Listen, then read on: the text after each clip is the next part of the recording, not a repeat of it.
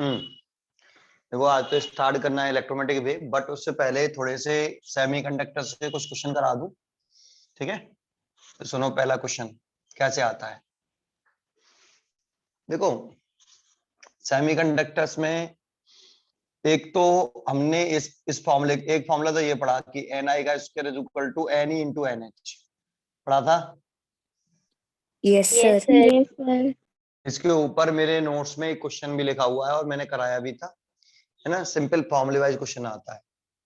दूसरा एक कंडक्टिविटी और एक रेजिस्टिविटी का फॉर्मूला पूछता है, तो E N I mu E plus mu H, conductivity और रेजिस्टिविटी का। करंट भी पूछ सकता है, तो करंट निकालना इसके फॉर्मूला ड्राइव किए थे हमने।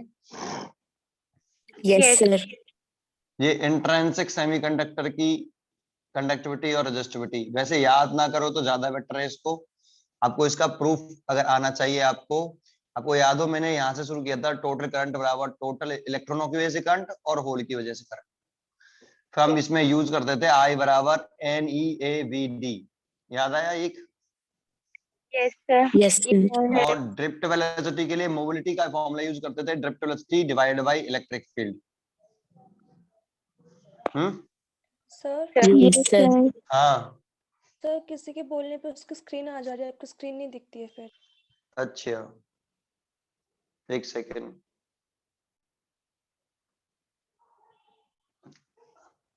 अब नहीं आएगी, ठीक है? अब तो नहीं आ रही।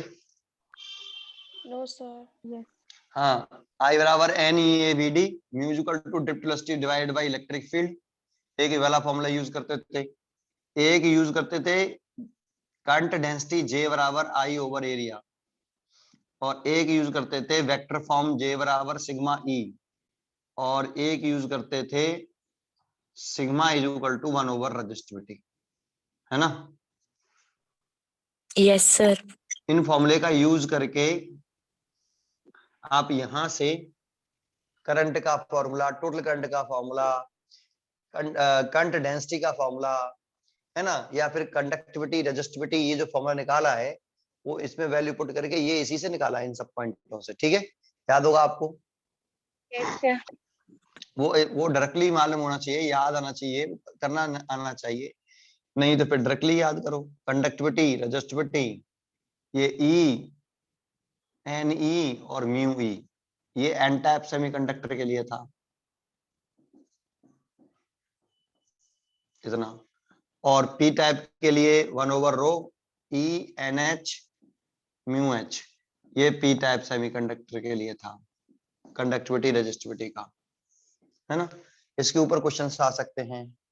फिफ्थ ये वाला याद हो आपको कि जैसे ये बैलेंस कंडक्शन बैंड है और ये बैलेंस बैंड है, तो इसको कितनी एनर्जी दें, फोटोन के पास कितनी एनर्जी, वेवलेंथ हो फोटोन की, ये फोटोन है कि वो इलेक्ट्रॉन जंप करके यहाँ पे पहुंच जाए और ये होल बन जाए, तो ये गैप कितना होता है? Delta E. तो डेल्टा एच, एच फोटोन की एनर्जी एच न्यू के बराबर delta E G. Yes sir. और यहाँ से अगर ऐसे लिख सकते हैं तो H C by lambda, lambda पूछ रहा है कितना, lambda is equal to H C by delta E G. Delta E G, है ना? एक इस वाले फॉर्मूले के ऊपर न्यूमेरिकल आ सकता है ना? 1 2 3 4 यही फॉर्मूले होते हैं बस, केवल इनके ऊपर न्यूमेरिकल आ सकते हैं। इनके ऊपर आएंगे तो सीधे सीधे वैल्यू पुट करनी है, सॉल्व हो जाएगा, ठीक है? वापस सॉल्व करना, जो स्पेशल टाइप के क्वेश्चंस हैं वो मैं बता रहा हूं आपको। मैंने बताओ पीछे बताया था आइडियल पीएन जंक्शन डायोड के बारे में, बताया था। Yes sir. अगर आइडियल पीएन जंक्शन डायोड है और पीएन जंक्शन डायोड है फिर फॉरवर्ड बाइसिंग में, और एक है रिवर्स बाइसिंग में, तो फॉरवर्ड बाइसिंग में रेजिस्टेंस कितना मानते हैं? 0।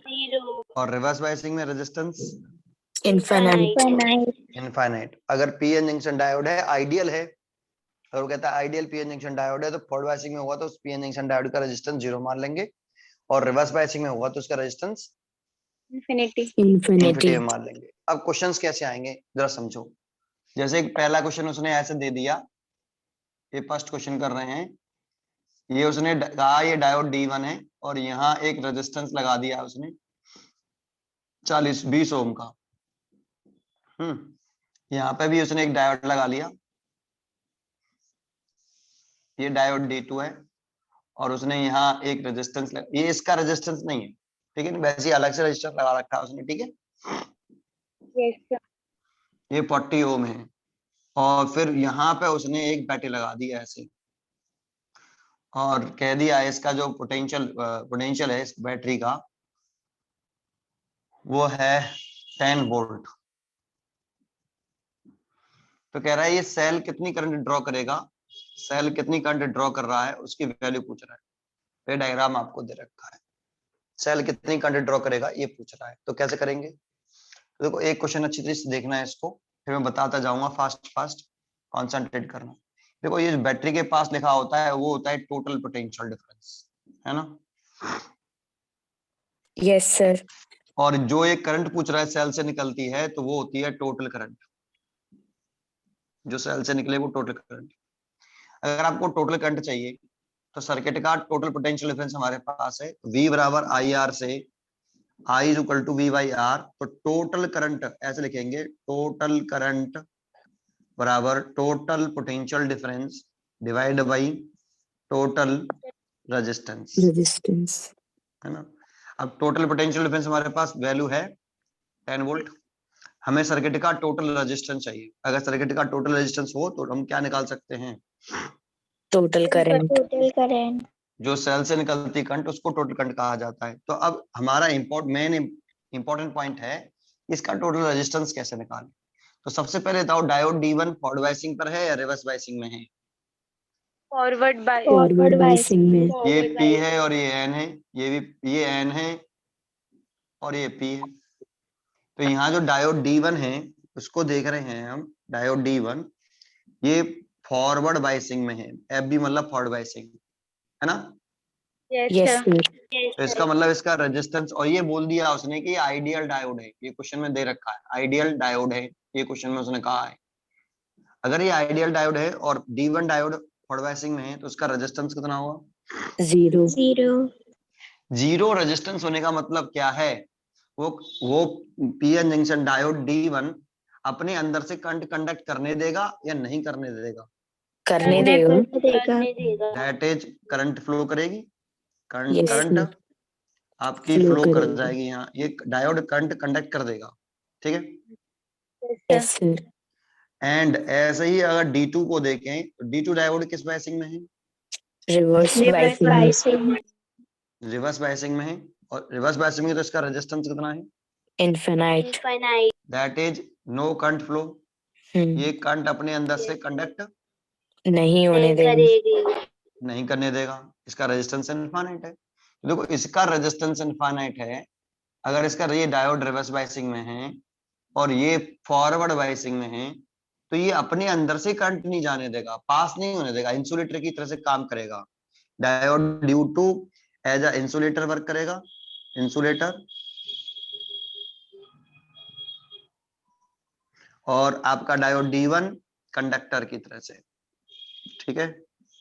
Yes, sir. तो देखो यहां से करंट आई ऐसे यहां तक चली, क्या इधर करंट जाएगी, No, sir. क्योंकि ये रिवर्स बायसिंग में है और रिवर्स बायसिंग में इसका रेजिस्टेंस इनफाइनाइट है। तो इस पाथ का रेजिस्टेंस इनफाइनाइट होने की वजह से ये करंट कंडक्ट नहीं करने देगा, तो करंट सीधे चली जाएगी ऐसे, इधर नहीं जाएगी और ये ऐसे चलेगी। और जितनी पॉजिटिव से निकलती है उतनी ही नेगेटिव टर्मिनल में क्या करती है, Enter करती है. देखो इस वाले पाथ में करंट ही नहीं गई तो ये रेजिस्टेंस कैसा हो गया, Useless.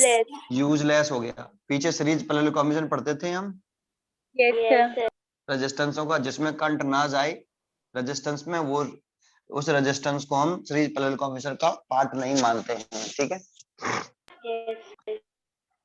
तो इसमें तो करंट ही नहीं कंडक्ट करी क्योंकि इसका रेजिस्टेंस इनफाइनाइट, यहाँ से करंट आई, यही कंसेप्ट है जो मैं बोल रहा हूँ, है ना। तो इसमें करंट कंडक्ट नहीं करी और तो इधर की तरफ करंट जाएगी नहीं, तो ये सर्किट यूजलेस हो गया। तो नया डायग्राम बना लें हम, देखो ये तो बेकार हो गया, तो नया डायग्राम बनाइए इसका, ये बनाना, इसका रेजिस्टेंस तो 0 है तो केवल इस पूरी ब्रांच में, इस वाली ब्रांच में कितने रेजिस्टेंस हैं? एक ही रेजिस्टेंस रह गया 20 ओम। Yes sir. ये 20 ओम रेजिस्टेंस रह गया, और इधर की तरफ ये तो पूरा यूजलेस हो गया ये वाला, इसमें तो कोई कंडक्ट ही नहीं करी, और नीचे रह गया आपका 10 वोल्ट की बैटरी। Yes sir. और करंट ऐसे जा रही है, देखो अब ऐसे यस सर। ऐसे, और यही करंट पूछ रहा है। तो इस सर्किट का टोटल पोटेंशियल डिफरेंस 10 वोल्ट हो गया। सर्किट का टोटल रेजिस्टेंस कितना है? 20 ओम ही तो हो गया। Yes sir. तो करंट इज इक्वल टू क्या हो गया? टोटल पोटेंशियल डिफरेंस 10 और टोटल रेजिस्टेंस कितना? 20 ओम।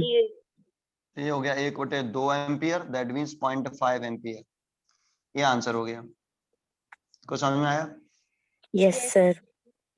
ठीक है, एक क्वेश्चन ये हो गया, समझ में आ गया? Yes sir. हमें दोबारा से करने वाला हूँ इसी क्वेश्चन में। ये समझ में आ गया ना बेटा? Yes sir.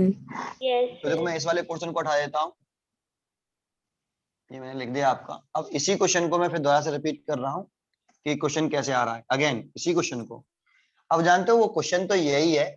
सेकंड पार्ट में क्या पूछता है? क्वेश्चन यही है बिल्कुल। ये आपका डायोड D1 है, और यहाँ ये 20 ओम रेजिस्टेंस लगा हुआ है, और ये डायोड D2 था,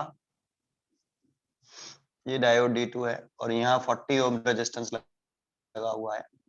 लेकिन उसने क्या कहा, अब बैटरी की जो पोलरिटी है ना, ये प्लस का है, ये माइनस का है, इसको रिवर्स कर दो, पोलरिटी को बदल दो।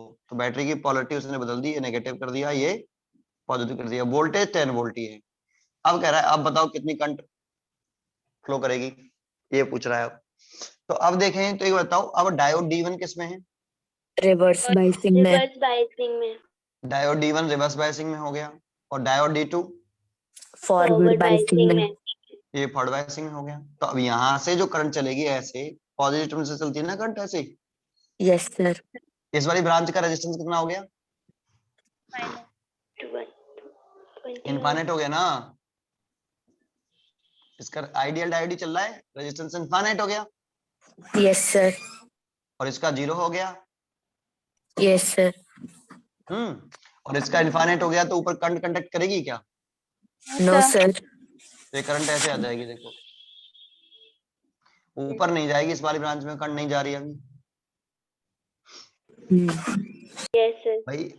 अरे करंट रेजिस्टेंस क्या होता है? अगर रेजिस्टेंस इनफाइनाइट, इंसुलेटर में करंट क्यों नहीं फ्लो करती? हम क्या कहते हैं इंसुलेटर में करंट फ्लो नहीं करती? बिकॉज उसका रेजिस्टेंस कैसा होता है? इन्फिनिटी लार्ज होता है। Yes sir.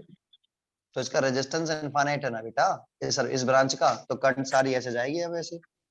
तो नया डायग्राम क्या बन जाएगा?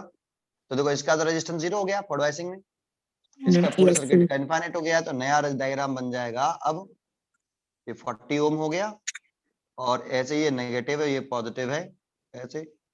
ये 10 वोल्ट की बैटरी है, तो करंट ऐसे चल रही है। अब इस सर्किट का टोटल रेजिस्टेंस कितना है? 40 ओम। 40 तो ohm. Total current is equal to total voltage तो 10 हो गया, और टोटल करंट रेजिस्टेंस हो गया 40, तो 1/4 ही तो हो गया yes sir. Ampere.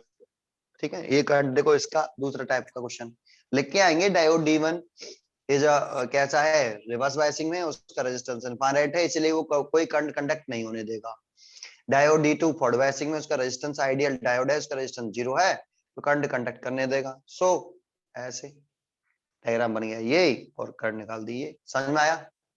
Yes sir. Yes sir. तो ऐसे क्वेश्चन कर सकते हैं हम। यस ठीक है, सर। अच्छा देखो मैं अभी डायग्राम नहीं डाल रहा इसका, मैं आपको दूसरा क्वेश्चन दे रहा हूँ। ये डायग्राम बना हुआ था, ये भी बने, सब बना रहने दिया। एक क्वेश्चन यहाँ करता हूँ, अब ध्यान से देखना इस क्वेश्चन को। फिर अब उसने क्या किया अगले क्वेश्चंस में, ऐसे उसने ये किया कि एक डायोड ये ले लिया, और एक डायोड ये ले लिया, ये डायोड D1 है, ये डायोड D2 है, और यहाँ उसने एक बैटरी लगा ली 3 वोल्ट की, या 10 वोल्ट की लगा लेते हैं चलो, और यहाँ एक रेजिस्टेंस लगा लिया उसने 3 ओम का, ऐसे है ना।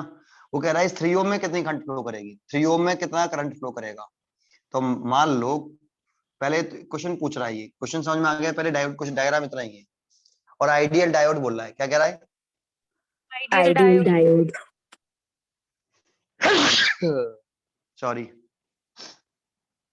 ये D2 है ना। तो अब ये करंट पूछ रहा है कि इसमें कितनी करंट होगी, तो यहाँ से तो पहले डायोड D1 कैसा है, फॉरवर्ड बायसिंग या reverse biasing? Forward biasing. Forward biasing. और डायोड D2, डायोड D2 कैसा है? Forward biasing. दोनों ही फॉरवर्ड बायसिंग है, ये भी फॉरवर्ड बायसिंग है और ये भी फॉरवर्ड बायसिंग है। तो इसका भी जीरो, इसका भी जीरो, तो सर्किट डायग्राम कैसा होगा, इसका रेजिस्टेंस जीरो होगा, तो करंट कंडक्ट करने देगा कि नहीं देगा? करने देगा। करने देगा। ये करंट करने देगा, करंट कंडक्ट हो जाएगी ऐसे सीधी। इसका डायग्राम हो जाएगा, इसका तो रेजिस्टेंस जीरो हो गया, इसका भी रेजिस्टेंस जीरो हो गया, तो नया डायग्राम क्या हो गया, इसका तो कुछ है नहीं है यहाँ पे। ये 3 वोल्ट का है और इस यहाँ ये रेजिस्टेंस ये 10 वोल्ट का है, सॉरी 10 वोल्ट का है, और ये कितना रेजिस्टेंस है, 3 ओम का। ये नया डायग्राम हो गया। Yes sir. तो टोटल करंट अगर देखें तो टोटल वोल्टेज कितना है, 10 वोल्ट। 10, और ये कितना है 3, 3। 3 ओम। इतने एम्पियर हो गई। ठीक है, यस सर। तो देखो एक क्वेश्चन ये हो गया, समझ में आया? Yes sir. अच्छा, अगर ये क्वेश्चन समझ में आ गया तो इस क्वेश्चन को देखो, इसी का दूसरा पार्ट। अब उसने क्या किया, डायोड D1 को ऐसे रहने दिया और डायोड D2 को ऐसे कर दिया, और फिर ये 10 वोल्ट की बैटरी लगा दी और ये रेजिस्टेंस लगा दिया 3 ओम, है ना, 10 वोल्ट की बैटरी। फिर पूछ रहा है कि 3 ओम में कितनी करंट। अब बताओ डायोड किस बायसिंग पर, डायोड D1 फॉरवर्ड बायसिंग पर। Forward biasing. तो ये फॉरवर्ड बायसिंग पर है, और डायोड D2 रिवर्स बायसिंग में। बायसिंग। तो ये तो करंट कंडक्ट करने देगा, लेकिन ये नहीं नहीं करने करने देगा। देगा। अब देखो इसमें और इसमें प्रॉब्लम क्या है, ये फॉरवर्ड बायसिंग में था, ये रिवर्स बायसिंग में, है ना। तो Yes, यहाँ से sir. करंट आई तो ये करंट कंडक्ट नहीं करने देगा, लेकिन ऊपर से करंट कंडक्ट करने देगा कि नहीं? यस नहीं, करने sir. देगा। तो यहाँ से सर्किट कंप्लीट हो गया हमारा कि भाई ऐसे करंट जा सकती है ना, इसमें तो करंट जा नहीं सकती। तो ये डायग्राम बनाया था हमने इसका। Yes sir. Yes, sir. लेकिन इसमें प्रॉब्लम क्या है कि ये तो करंट कंडक्ट करने देगा, इसने कहा चले जाओ मेरे अंदर से होके, लेकिन ये जो डायोड D2 है ये करंट कंडक्ट नहीं करने देगा, क्योंकि उसका रेजिस्टेंस कितना है, इनफाइनाइट है। Infinite. तो करंट कंडक्ट करेगी कि नहीं? नहीं करेगी। नहीं करेगी। तो सर्किट का करंट कितना हो गया, कोई जीरो। करंट नहीं फ्लो Zero. करेगा भाई, यहाँ से जाएगा करंट है ही नहीं, जा ही नहीं रहा आगे, क्योंकि ये फ्लो ही नहीं करने देता, ये नहीं फ्लो करने दे रहा है। क्लियर है? Yes sir. भाई इसके पास पाथ नहीं है, इसके पास पाथ था, जब ये रिवर्स बायसिंग में आया तो ये वाला करंट ऐसे फ्लो कर सकता था, ऐसे, है ना। Yes, sir. Yes sir. लेकिन इसके पास पाथ नहीं है, इसका ही रेजिस्टेंस इनफाइनाइट हो गया, तो यहीं से एक ही पाथ था, अब करंट कंडक्ट नहीं करने देगा आगे, तो इसका मतलब इसमें कोई करंट फ्लो, 3 ओम में कोई करंट फ्लो नहीं नहीं करेगी। नहीं करेगी। ये दूसरा पार्ट हो गया, समझ में आया? Yes Yes, sir. sir. देखो इसका एक और इसी का एक और तरीका से करें कि ये डायोड लगा लिया ऐसे, फिर डायोड लगा लिया ये ऐसे, और फिर लगा दिया ये 10 वोल्ट ऐसे ऐसे, और यहाँ लगा दिया हमने फिर रेजिस्टेंस अगेन, है ना। Yes sir. ये 3 ओम का लगा लिया और ये 10 वोल्ट, ये डायोड D1 हो गया, ये डायोड D2 हो गया। दोनों डायोड कैसे हैं, फॉरवर्ड बायसिंग में। फॉरवर्ड बायसिंग में है, तो ये भी करंट कंडक्ट करने देगा, ये भी करने देगा। Yes sir. तो इसका सर्किट डायग्राम बनाए, इसका सर्किट डायग्राम बनाए, तो इसका तो करंट कंडक्ट करने दे रहा है, कोई सा भी एक पाथ ले ले, रेजिस्टेंस तो जीरो है दोनों का। तो ये 3 ओम हो गया ऐसे, 3 ओम, और ये 10 वोल्ट, और यहाँ से करंट चली गई है ऐसे, तो करंट आ गई 10 वोल्ट डिवाइड बाई 3, आया। Yes sir. तो इसकी इतनी एम्पियर आ गई। क्लियर है? Yes, sir. अच्छा, इसके बाद आगे देखते हैं एक और क्वेश्चन ऐसा ही। उसने क्या किया, इसी डायोड में इस डायोड D1 को तो ऐसे रहने दिया, और डायोड D2 को उसने ऐसे कर दिया, ये फिर उसने ऐसे की ऐसे लगा दिया 3 ओम और ये 10 वोल्ट। अब बताओ डायोड D1 किस में है, फॉरवर्ड बायसिंग में। Forward बायसिंग में। ये तो फॉरवर्ड बायसिंग में है, और ये रिवर्स Reverse बायसिंग में। बायसिंग तो में। यहाँ करंट कंडक्ट कर जाएगी कि नहीं, कर यस जाएगी। सर कर कर जाएगी। जाएगी। यस सर, ऊपर वाले से कर जाएगी ना, यस सर। Yes sir. ये काम नहीं करेगा पाथ, है ना, यस सर। आ रहा है, तो इसमें इसको छोड़ दो और ये वाला पाथ चल लो आप ऐसे में।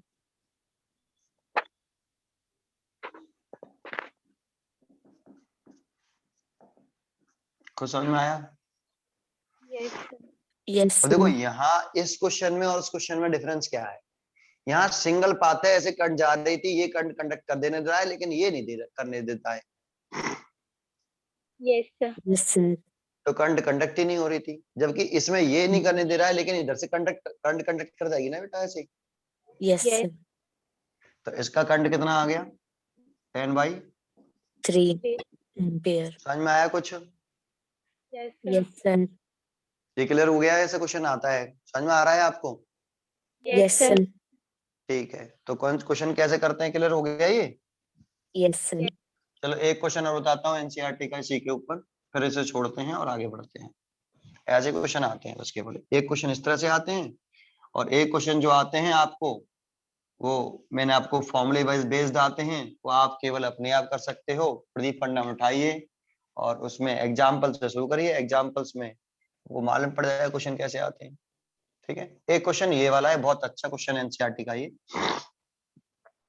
कि उसने ये डायग्राम दे रखा है कि यहाँ पे ऐसे उसने एक डायोड बना दिया और बोला कि ये सिलिकॉन क्रिस्टल से बना है डायोड, पीएन जंक्शन डायोड ही है लेकिन सिलिकॉन का है, और ये नीचे वाला फिर उसने फिर बना लिया ऐसे, ये जर्मेनियम का है, और ऐसे बनाने के बाद उसने यहाँ एक रेजिस्टेंस जोड़ दिया ऐसे, और बोल दिया ये 5 किलो ओम का है। ठीक है, और इसके एंड्स के अक्रॉस जो पोटेंशियल डिफरेंस है, यहाँ पे डाल लो या यहाँ डाल लो, इसके एंड्स के अक्रॉस जो पोटेंशियल डिफरेंस है ये, वो V नॉट है, इसकी वैल्यू ही कैलकुलेट करनी है आपको। और उसने यहाँ आके इस पे इस जगह पर एक बैटरी लगा रखी है ऐसे, ये 12 वोल्ट की बैटरी है, ऐसे, और उसने यहाँ से करंट भी निकाल रखी है I, और इसकी वैल्यू भी पूछ रहा है आपसे। एक ये पूछ रहा है, ये पूछ रहा है, डायग्राम दे रखा है, और ये भी दे रखा है कि जो सिलिकॉन है, सिलिकॉन वाला जंक्शन डायोड है, वो करंट कंडक्ट करता है, करंट कंडक्ट एट 0.7 वोल्ट, है ना, ये आपका सिलिकॉन डायोड है, वो करंट कंडक्ट करता है 0.7 वोल्ट पर, और जो जर्मेनियम है वो करंट कंडक्ट करता है, करंट कंडक्ट एट 0.3 वोल्ट। ये आपको जानकारी उसने दे रखी है क्वेश्चन में, और कह रहा है फाइंड द वैल्यू ऑफ आई, कि ये कितना करंट है और ये कितना वोल्टेज है। ठीक है, अच्छा एक बात और बता दूं आपको, जैसे अभी हम ये क्वेश्चन कर रहे थे, ये पीएन जंक्शन डायोड है और ये एक रेजिस्टेंस है 3 ओम, और ये आपका इस तरीके से लगा हुआ है 10 वोल्ट की बैटरी से। जरूरी नहीं है कि अगर ये आइडियल डायोड है बेटा, है ना, तो इस, और ये किस बाइसिंग में देखो, फॉरवर्ड बाइसिंग। Forward biasing. अगर आइडियल है तो इस वाले डायोड का रेजिस्टेंस 0 होगा, तो सर्किट डायग्राम ये हो गया सीधा सीधा। 10 वोल्ट। ये 3 ओम और ये 10 वोल्ट, even odd ठीक है। Yes yes sir.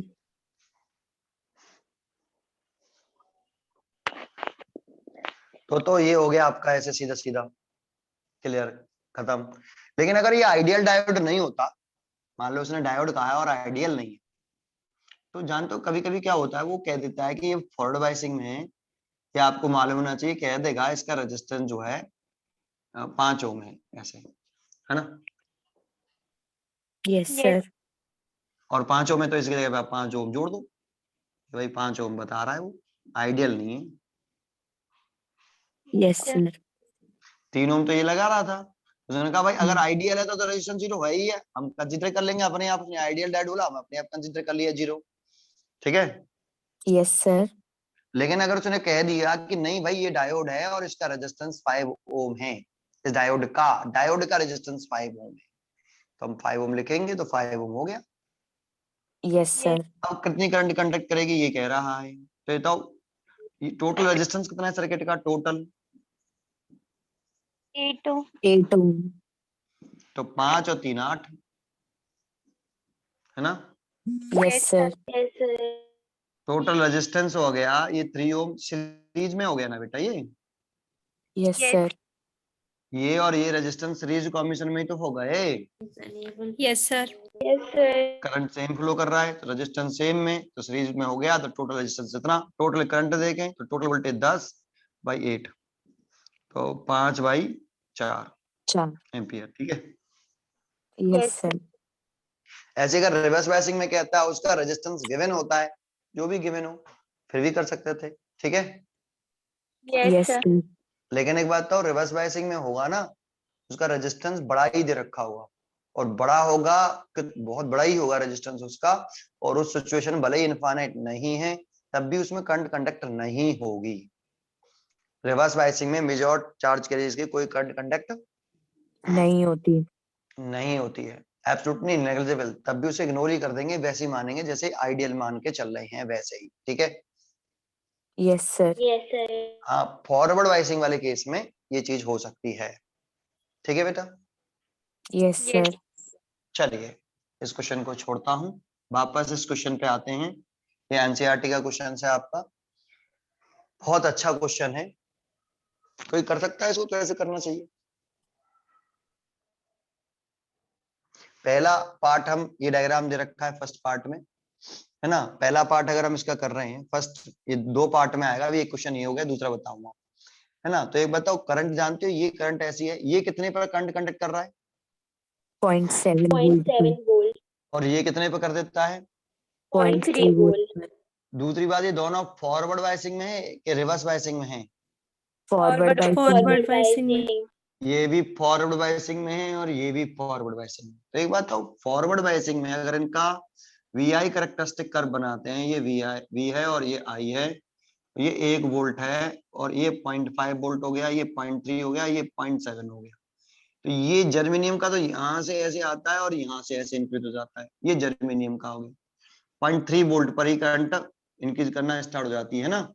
सिलिकॉन का देखते हैं तो ये करंट ऐसे चलता है यहाँ तक और 6 पे आके थोड़ा सा उठता है, फिर एकदम ऐसे उड़ जाता है।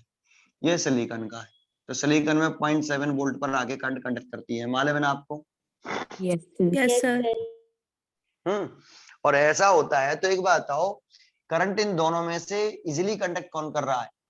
0.3 पर इसमें केवल 0.3 वोल्टेज पे करंट कंडक्ट हो जाती है, जीरो नहीं होती। और इसमें 7 वोल्ट तक तो जीरो रहती है, फिर उसके बाद 7 वोल्ट पर क्या करना शुरू करती है, करंट कंडक्ट करती है। ये 0.7 वोल्ट पर करंट कंडक्ट करता है और जर्मेनियम 0.3 वोल्ट पे कर देता है ना। आया। Yes, sir. Sir. Yes, sir. बताओ ये करंट दोनों कंडक्ट करेंगे, एक करेगा। दोनों करेंगे। नहीं करेंगे, ऐसे हो जाएगा। देखो डायग्राम ये ऐसे हो जाएगा। जर्मेनियम वाले में से करंट कंडक्ट कर जाएगी सारी की सारी। ये आपका 5 किलो ओम हो गया और ये इस तरीके से वो करंट कंडक्ट नहीं करेगा भाई, और ये करंट सारी इसमें चली जाएगी 12 वोल्ट, इसमें करंट चली जाएगी ऐसे। और इसके अक्रॉस V0 था, इसी की वैल्यू पूछ रहा है, ये वाली वैल्यू भी पूछ रहा है, लेकिन ऐसे चले जाएगा करंट। ये सर क्यों उठा दिया। एक बात बताओ, मैं एक बुक बेच रहा हूँ, है ना। मैं एक बुक बेच रहा हूँ, मेरे बगल में भी पड़ोसी में दुकान है किताब की, मेरी भी एक किताब की दुकान है, उसकी भी है। मैं एक बुक को बेच रहा हूँ कि मेरे पास मान लो ये वाली बुक बेच रहा हूँ, सैंपल पेपर है ये। मैं कह रहा हूँ 3 रुपए में, 3 रुपए में, 3 रुपए में। और इसी बुक को बगल वाला कह रहा है कि 7 रुपए में, 7 रुपए में, 7 रुपए में। बताओ आप बुक किससे खरीदोगे। 3 रुपए वाले से. बगल वाले से। सीधी सी बात है, 3 रुपए वाले से। जब मैं 3 रुपए में कह रहा हूँ कि 3 रुपए में, 3 रुपए में, और बगल वाला पड़ोसी वाला भी बेच रहा है मेरे पैरेलल में, और वो कह रहा है इसी बुक को कि 7 रुपए में, 7 रुपए में, तो आप किस पे जाओगे। आप पर. ठीक है। तो देखो ये करंट कंडक्ट करता है 0.3 वोल्ट पर ही, और ये करंट कंडक्ट करना स्टार्ट करेगा 0.7 वोल्ट पर। Yes, Yes, sir. sir. तो इसको तो इजी करंट को तो ये वाला इजी पाथ दिखाई देगा ना, Yes, sir. जर्मेनियम वाला। Yes, Yes. sir. तो करंट ऐसे चली जाएगी सारी। क्लियर है? Yes, sir. Yes, sir. अब ये बताओ ये और ये किस कॉम्बिनेशन में, सीरीज में या पैरेलल में? Series combination. Series. Series series में। अब देखो combination. सीरीज के बारे में थोड़ा सा जानकारी होनी चाहिए कि अगर एक रेजिस्टेंस ये हो R1, एक रेजिस्टेंस हो ये R2, है ना, ये देखो ये टेढ़ा सा हो रहा है ना ऐसे, तो करंट तो सीरीज में चल रही है ना, करंट तो सेम फ्लो कर रही है, करंट तो डिवाइड नहीं हो रही ना। Yes, sir. No, sir. जैसे यहाँ अगर हम एक बैटरी जोड़ दें ऐसे, ये V टोटल वोल्टेज, यहाँ से करंट चले तो ये सीधा सीधा चला गया, देखो डिवाइड तो नहीं हुआ कहीं, यस है ना। तो इसमें भी करंट डिवाइड नहीं हो रहा, सीधा जा रहा है ऐसे, लेकिन पाथ ऐसा हो गया है, चाहो तो आप उसको ऐसे कर लो, उससे क्या फर्क पड़ रहा है। जर्मेनियम था, एच तो था germanium, Yes, yes sir. Germanium diode हो गया, सीधा करंट ऐसे आ रहा है, आया कि नहीं? Yes, sir. भाई ऐसे आ रहा था, करंट तो सेम ही चल रहा था, आई। Yes, अब sir. इसमें क्या करते हैं, ये अगर V है तो करंट तो सेम रहता है, लेकिन V कौन से दो पॉइंट के बीच में है, ये वाले दो पॉइंट के बिटवीन है, दैट मींस ये है V पूरा V, लेकिन इस V डिवाइड हो जाता है दो पार्ट में, इसके अक्रॉस V1 और इसके अक्रॉस कितना V2। V2. V1 R1 के across potential difference, V2 R2 के across potential difference, V total potential difference, तो V इक्वल टू कितना हो जाता था? V1 plus V2. ऐसा हमने डेरिवेशन करते हैं तो ये पढ़ा होता है ना आपको। Yes, yes sir. Yes, sir. तो देखो इसके अक्रॉस वोल्टेज हमें मालूम है ना बेटा, कि इसके अक्रॉस जो वोल्टेज है वो 0.3 वोल्ट है कि नहीं, Yes. और इसके अक्रॉस वोल्टेज पूछ रहा है, और ये टोटल वोल्टेज हो गया। यस जैसे ये लिख रहे हैं यहाँ, ये V is equal to V1 plus V2, ऐसे ही V is equal to 0.3 plus V0. Note 0.3 volt voltage है ना इसका, प्लस V0। समझ में आया आपको? Yes, sir. भाई ये पोटेंशियल डिफरेंस ही तो है 0.3 वोल्ट जर्मेनियम Yes, का। sir. तो V इक्वल टू 12 दे रखा है, ये 0.3 वोल्ट दे रखा है, और V0 दे रखा, पूछ रहा है आपसे, तो V0 की वैल्यू कितनी हो गई, 12 माइनस 0.3, 0.3. तो 11.7 7. वोल्ट, है ना। तो हमने इसका आई तो V0 तो पता कर लिया कि भाई 11.7 वोल्ट। अब बताओ आई कैसे पता करें? तो क्या इसमें ये कह सकते हैं कि इस जंक्शन डायोड का रेजिस्टेंस 0 है, क्योंकि ये फॉरवर्ड बायसिंग में है? No, sir. कह नहीं सकते, क्योंकि रेजिस्टेंस अगर जीरो होता तो इसके अक्रॉस पोटेंशियल डिफरेंस भी तो जीरो ही आता। Yes sir Yes, sir. मान लो कि अगर देखो इस V1 की वैल्यू निकालूं तो V1 इज इक्वल टू क्या कहूंगा मैं, V1 तो इसी का करंट, इसी में फ्लो करने वाला करंट, इसी का रेजिस्टेंस, तो I इंटू R1 कहता। Yes, sir. और ये V2 निकालता तो V2 इज इक्वल टू क्या लिखता, इसी का करंट, इसी का रेजिस्टेंस, तो I इंटू R2 लिखता। Yes, Yes, sir.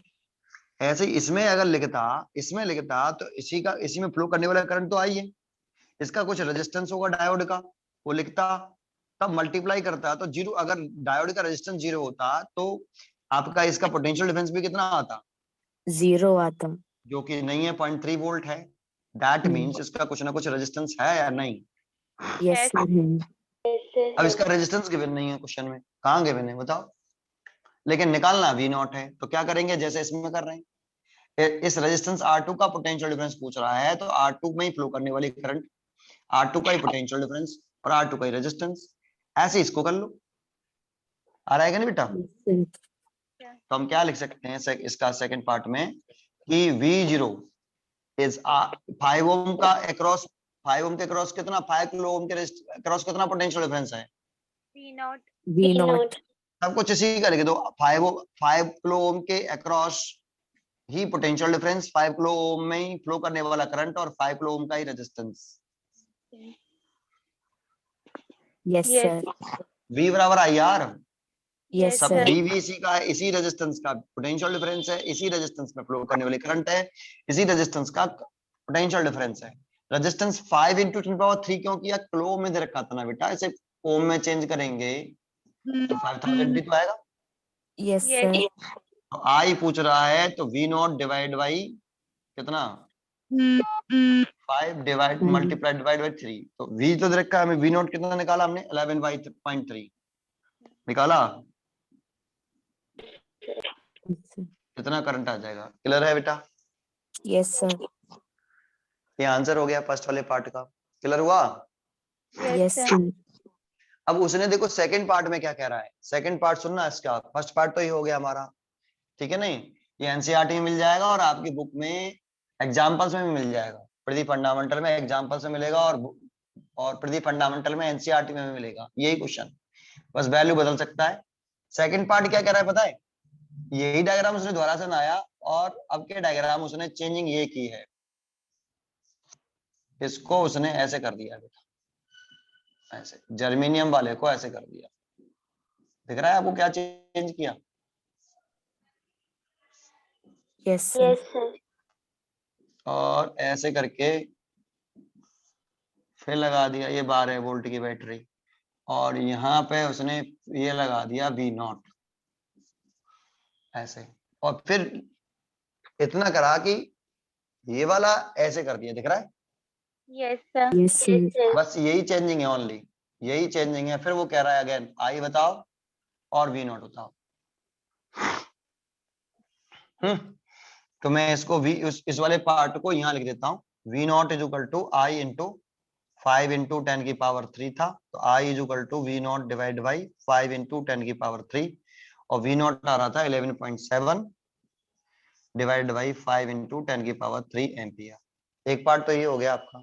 अब दूसरा पार्ट ये वाला क्वेश्चन है। अब मेरे को बताओ यहाँ ये डायोड सिलिकॉन का कितने का, इसका किस बायसिंग में है? फॉरवर्ड बाइसिंग में, और ये रिवर्स बाइसिंग। अब बताओ रिवर्स बायसिंग में तो करंट कंडक्ट होती ही नहीं ना। Yes, Yes, sir. अब इसके पास, इस वाले करंट के पास एक ही ऑप्शन है, क्योंकि ये रिवर्स बायसिंग में, पहले ये दोनों ही फॉरवर्ड बायसिंग में था। तो ये फॉरवर्ड बायसिंग में ये 0.7 वोल्ट पर करंट कंडक्ट करता है, और ये फॉरवर्ड बायसिंग में 0.3 वोल्ट पे कर देता है, तो करंट ऐसे चली जाएगी। Yes, sir. लेकिन ये अभी भी फॉरवर्ड बायसिंग में है, और फॉरवर्ड बायसिंग में ये 0.7 वोल्ट पर, ये फॉरवर्ड बायसिंग में है, 0.7 वोल्ट पर करंट कंडक्ट कर देता था, लेकिन ये रिवर्स बायसिंग में आ गया। Yes, sir. और रिवर्स बायसिंग में पहुंच जाता है तो उसका रेजिस्टेंस तो लार्ज हो जाता है ना बेटा, Yes, sir. और वो करंट कंडक्ट। नहीं करने देगा। तो ये सीधी सी बात है। अब करंट कैसे जाएगी? ऐसे जाएगी, Yes, sir. ऐसे, है ना? दैट मींस इसमें करंट कंडक्ट नहीं करेगी। Yes, sir. तो पहले वाले डायग्राम में हम क्या कर रहे थे, इसको हटा रहे थे। yes, sir. दोनों ही फॉरवर्ड बायसिंग में था, लेकिन ये हटाया क्यों था? क्लियर है? Yes, sir. अब के इसको हटा देंगे, ऊपर वाला क्यों नहीं उठा रहे? क्लियर है? Yes, sir. तो ये डायग्राम अब के ऐसे हो जाएगा कि ये डायोड अब के ऐसे बन गया, ये सिलिकॉन का, और ये सीधा हो गया ऐसे, ठीक है, 5 Yes, किलो sir. ओम, और ये बैटरी लग गई 12 वोल्ट की। यहाँ से करंट पूछ रहा है, तो इसके अक्रॉस तो वोल्टेज कितना हो गया अब? 0.7. और इसके अक्रॉस तो वो पूछ ही रहा है हमसे V0, और ये तो V है ये। तो अब के V इक्वल टू कितना हो गया? 0.7 Plus V0. प्लस V0, और ये जो रखा है 12, तो 0.7 plus V0, so V0 is equal to 12 minus 0.7. 0.7, then V0 is equal to 11.3 volt. Yes, sir. Yes. तो भाई V0 एक तो आंसर यही हो गया। देखो बदला क्या नहीं, V0 पहले 11.7 वोल्ट आ रहा था, अब 11.3 वोल्ट आ रहा है। Yes, Yes, sir. और फिर वही करो, इसमें करंट तो आ ही जा रहा है ना। सेकंड पार्ट में इसका सेकंड पार्ट करें तो V0 बराबर कितना, करंट कितना है आई है, और रेजिस्टेंस कितना है इसका 5 इंटू 10 की पावर 3। आई पूछ रहा है तो V0 बाई 5 इंटू 10 की पावर 3। लेकिन अब 5 जो ये V0 हो गया है वो 11.3, और ये 5 इंटू 10 की पावर 3 एम्पियर आया। yes, sir. तो एक क्वेश्चन ये कर सकते हो आप। समझ में आया कि नहीं बताओ? Yes, sir. क्वेश्चन समझ में आया है कैसे करते हैं? Yes sir. ठीक है, तो ऐसे क्वेश्चन आते हैं, आप ट्राई करिए इसके ऊपर। ये कंप्लीट हो गया आपका, ठीक है बेटा? Yes, sir. चलो ये छोड़ते हैं, नया टॉपिक शुरू करते हैं अब।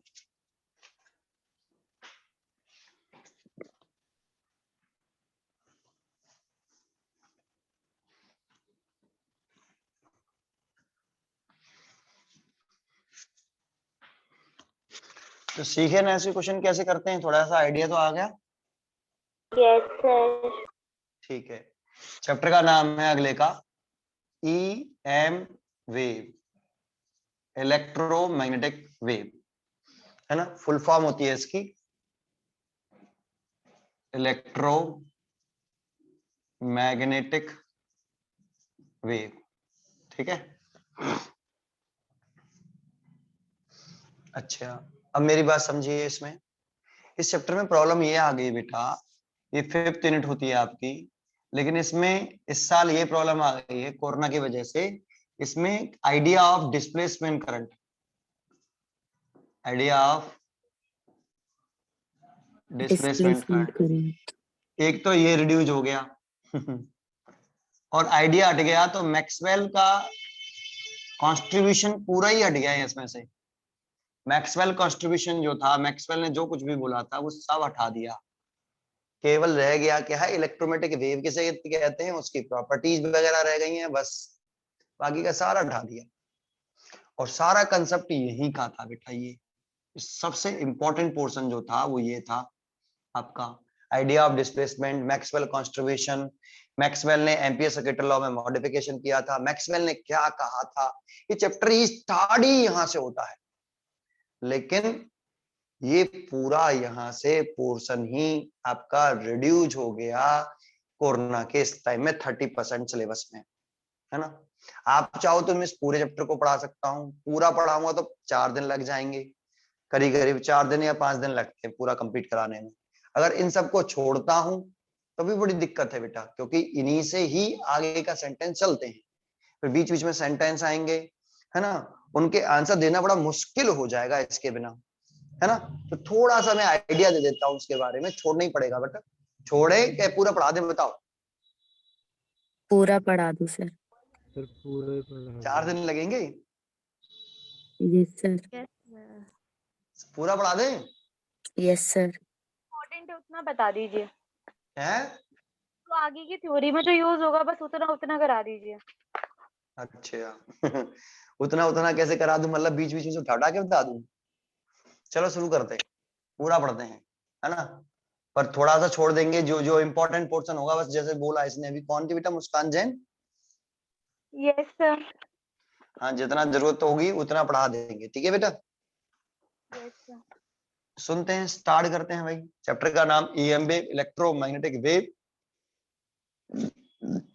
सुने, इसका इंट्रोडक्शन स्टार्ट होता है, आप अपनी प्री फंडामेंटल से देखना, इसका इंट्रोडक्शन यहां से शुरू होता है।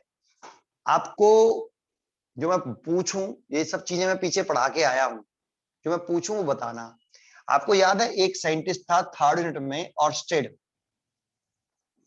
Yes, उसने एक एक्सपेरिमेंट किया था, ऑर्स्टेड एक्सपेरिमेंट। yes sir. तुम्हें याद है ऑर्स्टेड जी ने अपने एक्सपेरिमेंट्स में क्या कहा था, 1-2 लाइन बस। कोई भी करंट कैरिंग कंडक्टर जो होता है वो अपने आसपास मैग्नेटिक फील्ड प्रोड्यूस करता है। बहुत बढ़िया, विदाउट मैग्नेट, है ना। Sir. एक बात बताओ, ऑर्स्टेड के एक्सपेरिमेंट से पहले, ऑर्स्टेड के एक्सपेरिमेंट से पहले हम क्या जानते थे, हम क्या, पूरी दुनिया क्या जानती थी, कि जो मैग्नेटिक फील्ड प्रोड्यूस होती है, मैग्नेटिक फील्ड जो प्रोड्यूस होती है, उसके प्रोड्यूस कैसे होती है, प्रोड्यूस्ड बाय, कैसे होती है, मैग्नेट से। मैग्नेट से। पूरी की पूरी दुनिया ऑर्स्टेड के एक्सपेरिमेंट से पहले यही जानती थी कि मैग्नेटिक फील्ड केवल कौन प्रोड्यूस कर सकता है, मैग्नेट। ओनली मैग्नेट कर सकता है, ओनली मैग्नेट, ओनली। ये ऑर्स्टेड के एक्सपेरिमेंट से पहले की बात बता रहा हूं आपको, है। ऑर्स्टेड ने जब एक्सपेरिमेंट नहीं किया था, ऑर्स्टेड ने अपने एक्सपेरिमेंट्स में कुछ नहीं बताया, उससे पहले हम इतना जानते थे कि मैग्नेटिक फील्ड डेवलप होती है ओनली मैग्नेट के द्वारा। लेकिन जब ऑर्स्टेड जी आए उन्होंने एक्सपेरिमेंट करके बात हमें बताई कि हम बिना मैग्नेट के, विदाउट मैग्नेट के हम मैग्नेटिक फील्ड प्रोड्यूस कर सकते हैं। मैग्नेट का यूज नहीं करेंगे तब भी हम मैग्नेटिक फील्ड प्रोड्यूस कर सकते हैं, है ना। इन्होंने ये वाली बात कही, बहुत बहुत बड़ा स्टेटमेंट था। कैसा था इनका ये? बहुत बड़ा स्टेटमेंट था। बड़ा था। तो अब इन्होंने अपने एक्सपेरिमेंट्स में कैसे, उनसे पूछा गया कि कैसे करोगे, तो आपने देखो थर्ड यूनिट पढ़ी है, इसने कहा कि अगर कोई करंट कैरिंग वायर ले लेंगे, है ना, यस सर।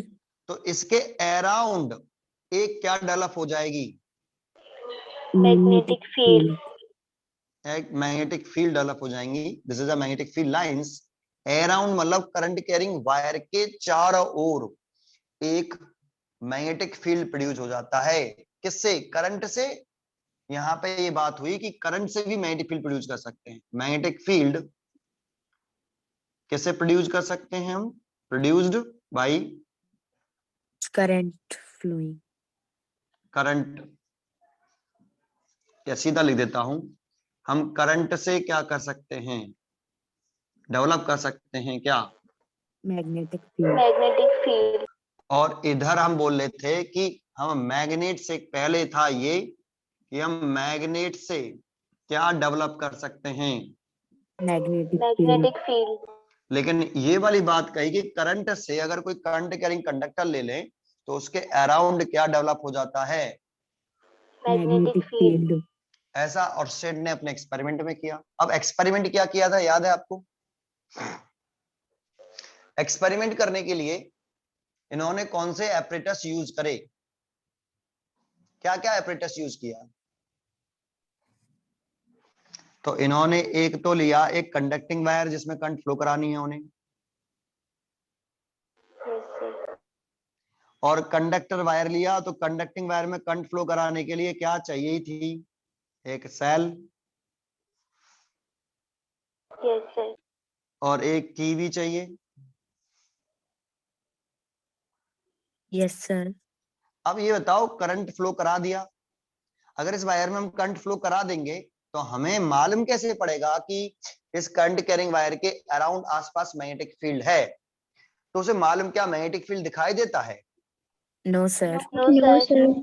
अगर मैग्नेटिक फील्ड दिखाई नहीं देता तो ऑर्स्टेड जी ने, उन्हें मालूम कैसे पड़ा कि करंट कैरिंग किसी वायर में जैसे हम करंट फ्लो कराएंगे तो उसके अराउंड मैग्नेटिक फील्ड डेवलप हो जाएगा? उन्हें कैसे आइडिया होगा उसके बारे में? मैग्नेटिक फील्ड तो दिखाई नहीं देता, ना इलेक्ट्रिक फील्ड दिखाई देता, ना मैग्नेटिक फील्ड दिखाई देता, तो वो पता कैसे करेंगे इस चीज के बारे में?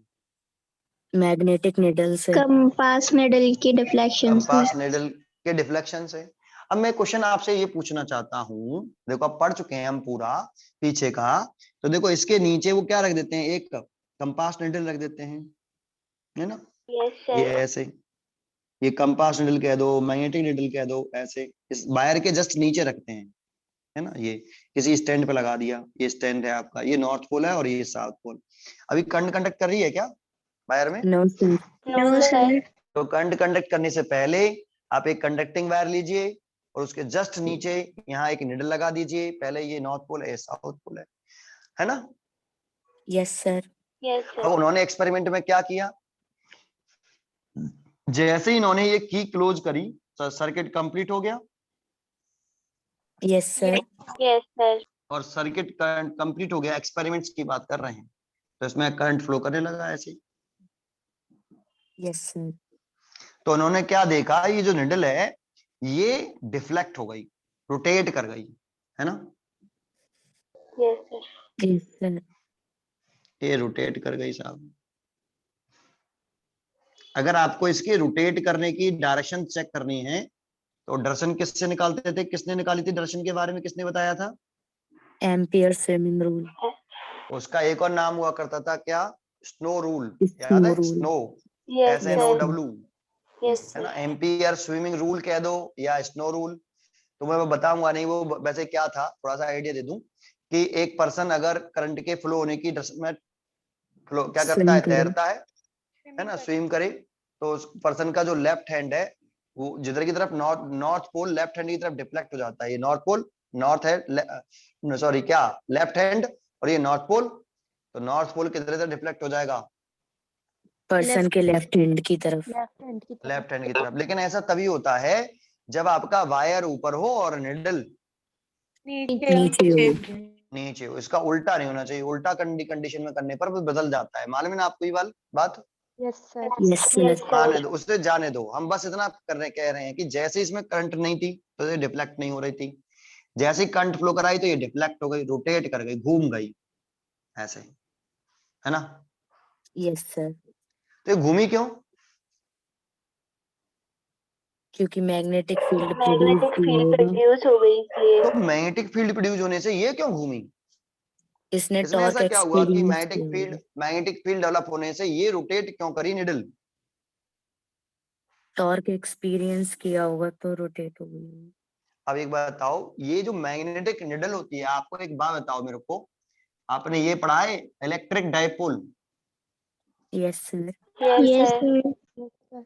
और इलेक्ट्रिक डाइपोल बोलते हैं तो एक माइनस के क्यू चार्ज और एक प्लस के क्यू चार्ज, और इनके बीच की सेपरेशन बोलते हैं 2L, और एक डाइपोल मूवमेंट होता है फिर ऐसे P। Yes sir. Yes sir. ये डाइपोल, अगर इस इलेक्ट्रिक डाइपोल को अगर हम किस में प्लेस करते थे? यूनिफॉर्म इलेक्ट्रिक फील्ड में। ये अगर हम ये प्लेस कर दें इस इलेक्ट्रिक डाइपोल को, ये माइनस के क्यू, ये प्लस के क्यू, ये P, बहुत ही छोटी चीज से स्टार्ट करके बहुत बड़े पॉइंट की तरफ चल रहे हैं। कॉन्सेंट्रेट करिए, बच्चों को ये नहीं मालूम पड़ता, ये तो बोल दिया बच्चे ने कि भाई मैग्नेटिक फील्ड डेवलप हुआ हुआ इसलिए रोटेट कर गया। अरे मैग्नेटिक फील्ड डेवलप होने से रोटेट क्यों करी, ये मालूम नहीं होता बच्चों को, मैं बता रहा हूँ, कॉन्सेंट्रेट कर लो। जब हम जानते हैं जब किसी इलेक्ट्रिक डाइपोल को हम इलेक्ट्रिक फील्ड में रखते हैं तो एक टॉर्क एक्सपीरियंस करता है, PE sin थीटा, याद है? Yes yes sir. Sir. Yes sir. यहाँ ये इलेक्ट्रिक डाइपोल मूवमेंट है। अच्छा एक बात बताओ, इलेक्ट्रिक डाइपोल का एग्जाम्पल बताना। H2। All permanent polar molecules. Yes sir. जितने भी परमानेंट पोलर मॉलिक्यूल्स हैं वो सब इलेक्ट्रिक डाइपोल है। जैसे H2O हो गया, है ना, ये इसके पॉजिटिव आयन का सेंटर और नेगेटिव आयन का सेंटर क्या नहीं करता? ओवरलैप नहीं ओवरलैप नहीं करता, इनके बीच में कुछ डिस्टेंस होती है। Distance। This is a permanent polar molecule, this is examples of electric dipole. अच्छा ऐसे मैग्नेटिक डाइपोल किसे कहते हैं भाई? तो मैग्नेटिक डाइपोल अगर तुम्हें थोड़ा सा याद हो कि इसमें मैग्नेटिक डाइपोल बोलते हैं जिसमें माइनस के क्यू चार्ज की जगह पे एक साउथ पोल हो, प्लस क्यू चार्ज की जगह पे एक नॉर्थ पोल हो। अब इसकी एक पोल्स स्ट्रेंथ होती है माइनस के M, और इसकी पोल्स स्ट्रेंथ होती है प्लस M। ये पोल्स स्ट्रेंथ है, याद आया कुछ? यस यस तो सर। हम उसमें कहते हैं कि जब एक दो पोल्स हों, एक साउथ और एक नॉर्थ, जिनकी पोल्स स्ट्रेंथ कैसी हो, इक्विवेलेंट, ऑपोजिट हो। और एक दूसरे से स्मॉल डिस्टेंस पर प्लेस्ड हो, तो उस अरेंजमेंट को हम मैग्नेटिक डाइपोल बोलते हैं। ये मैग्नेटिक डाइपोल हो गया। Yes sir. Yes sir. और मैग्नेटिक डाइपोल देखो, जैसे इलेक्ट्रिक डाइपोल का जो फॉर्मूला होता था, इलेक्ट्रिक डाइपोल मूवमेंट का magnitude of either charge Q और उनके बीच की सेपरेशन, ये तो लिखते थे। Yes sir. ऐसे इसमें देखो माइनस Q से प्लस के Q, इलेक्ट्रिक डाइपोल मूवमेंट की डायरेक्शन होती है माइनस Q से प्लस के Q, तो इसमें होती है magnetic dipole movement. What is the name of capital M? Magnetic moment. Magnetic dipole movement. ये तो मैग्नेट हो गया, है ना? जानते हो मैग्नेटिक डाइपोल का एग्जाम्पल क्या होता है? मैग्नेटिक डाइपोल का एग्जाम्पल तो बार मैग्नेट, बार मैग्नेट एक मैग्नेटिक डाइपोल होता है। मैग्नेटिक निडल, मैग्नेटिक निडल भी एक क्या होता है? Magnetic dipole. Magnetic dipole. Horseshoe magnet, ऐसे ये वाली जो होती है, ये भी एक क्या होता है? Magnetic dipole. Yes sir. Yes current carrying loop, current carrying circular loop भी एक मैग्नेटिक डाइपोल होता है, यस सर। क्योंकि जब किसी वायर में सर्कुलर लूप में करंट फ्लो कराते हैं ऐसे, तो इसका एक फेस नॉर्थ हो जाता है, दूसरा फेस साउथ हो जाता है। साउथ पोल की तरह से वेव करता है, इसलिए ये भी एक मैग्नेटिक डाइपोल होता है। पीछे अगर थर्ड यूनिट पढ़ी हो तो जाने दो, हमारा एम ये है, बार मैग्नेट या मैग्नेटिक निडल, हमारा एम ये है, magnetic needle is a magnetic dipole. और इसका डाइपोल मूवमेंट लिखते थे magnetic dipole movement poles strength, जैसे यहाँ Q लिखते हैं, यहाँ पे पोल्स स्ट्रेंथ लिखते हैं इनटू कितना? 12। Magnetic length. तो ये होता है मैग्नेटिक डाइपोल मोमेंट। याद आया? Yes Yes. सर। जैसे यहाँ इलेक्ट्रिक डाइपोल को इलेक्ट्रिक फील्ड में रखने पर वो एक टॉर्क एक्सपीरियंस करता है, बिल्कुल वैसे ही जब किसी मैग्नेटिक डाइपोल को हम किस में रखते हैं, मैग्नेटिक मैग्नेटिक फील्ड फील्ड में। में। मैग्नेटिक फील्ड में रख दें। ऐसे ये मैग्नेटिक डाइपोल है, ये साउथ पोल है, ये नॉर्थ पोल है, तो ये एक फोर्स एक्सपीरियंस करेगा ऐसे और ये करेगा ऐसे, उसकी वजह से एक टॉर्क लगेगा टॉय। इलेक्ट्रिक डाइपोल मूवमेंट है तो magnetic dipole movement, electric field है तो मैग्नेटिक फील्ड साइन थीटा। कुछ समझ में आया? Yes sir. और टॉर्क ही किसी चीज को रोटेट करता है। टॉर्क क्या करता है? रोटेट करता है रोटेट बॉडी को। करता है। रोटेटिंग इफेक्ट शो करता है।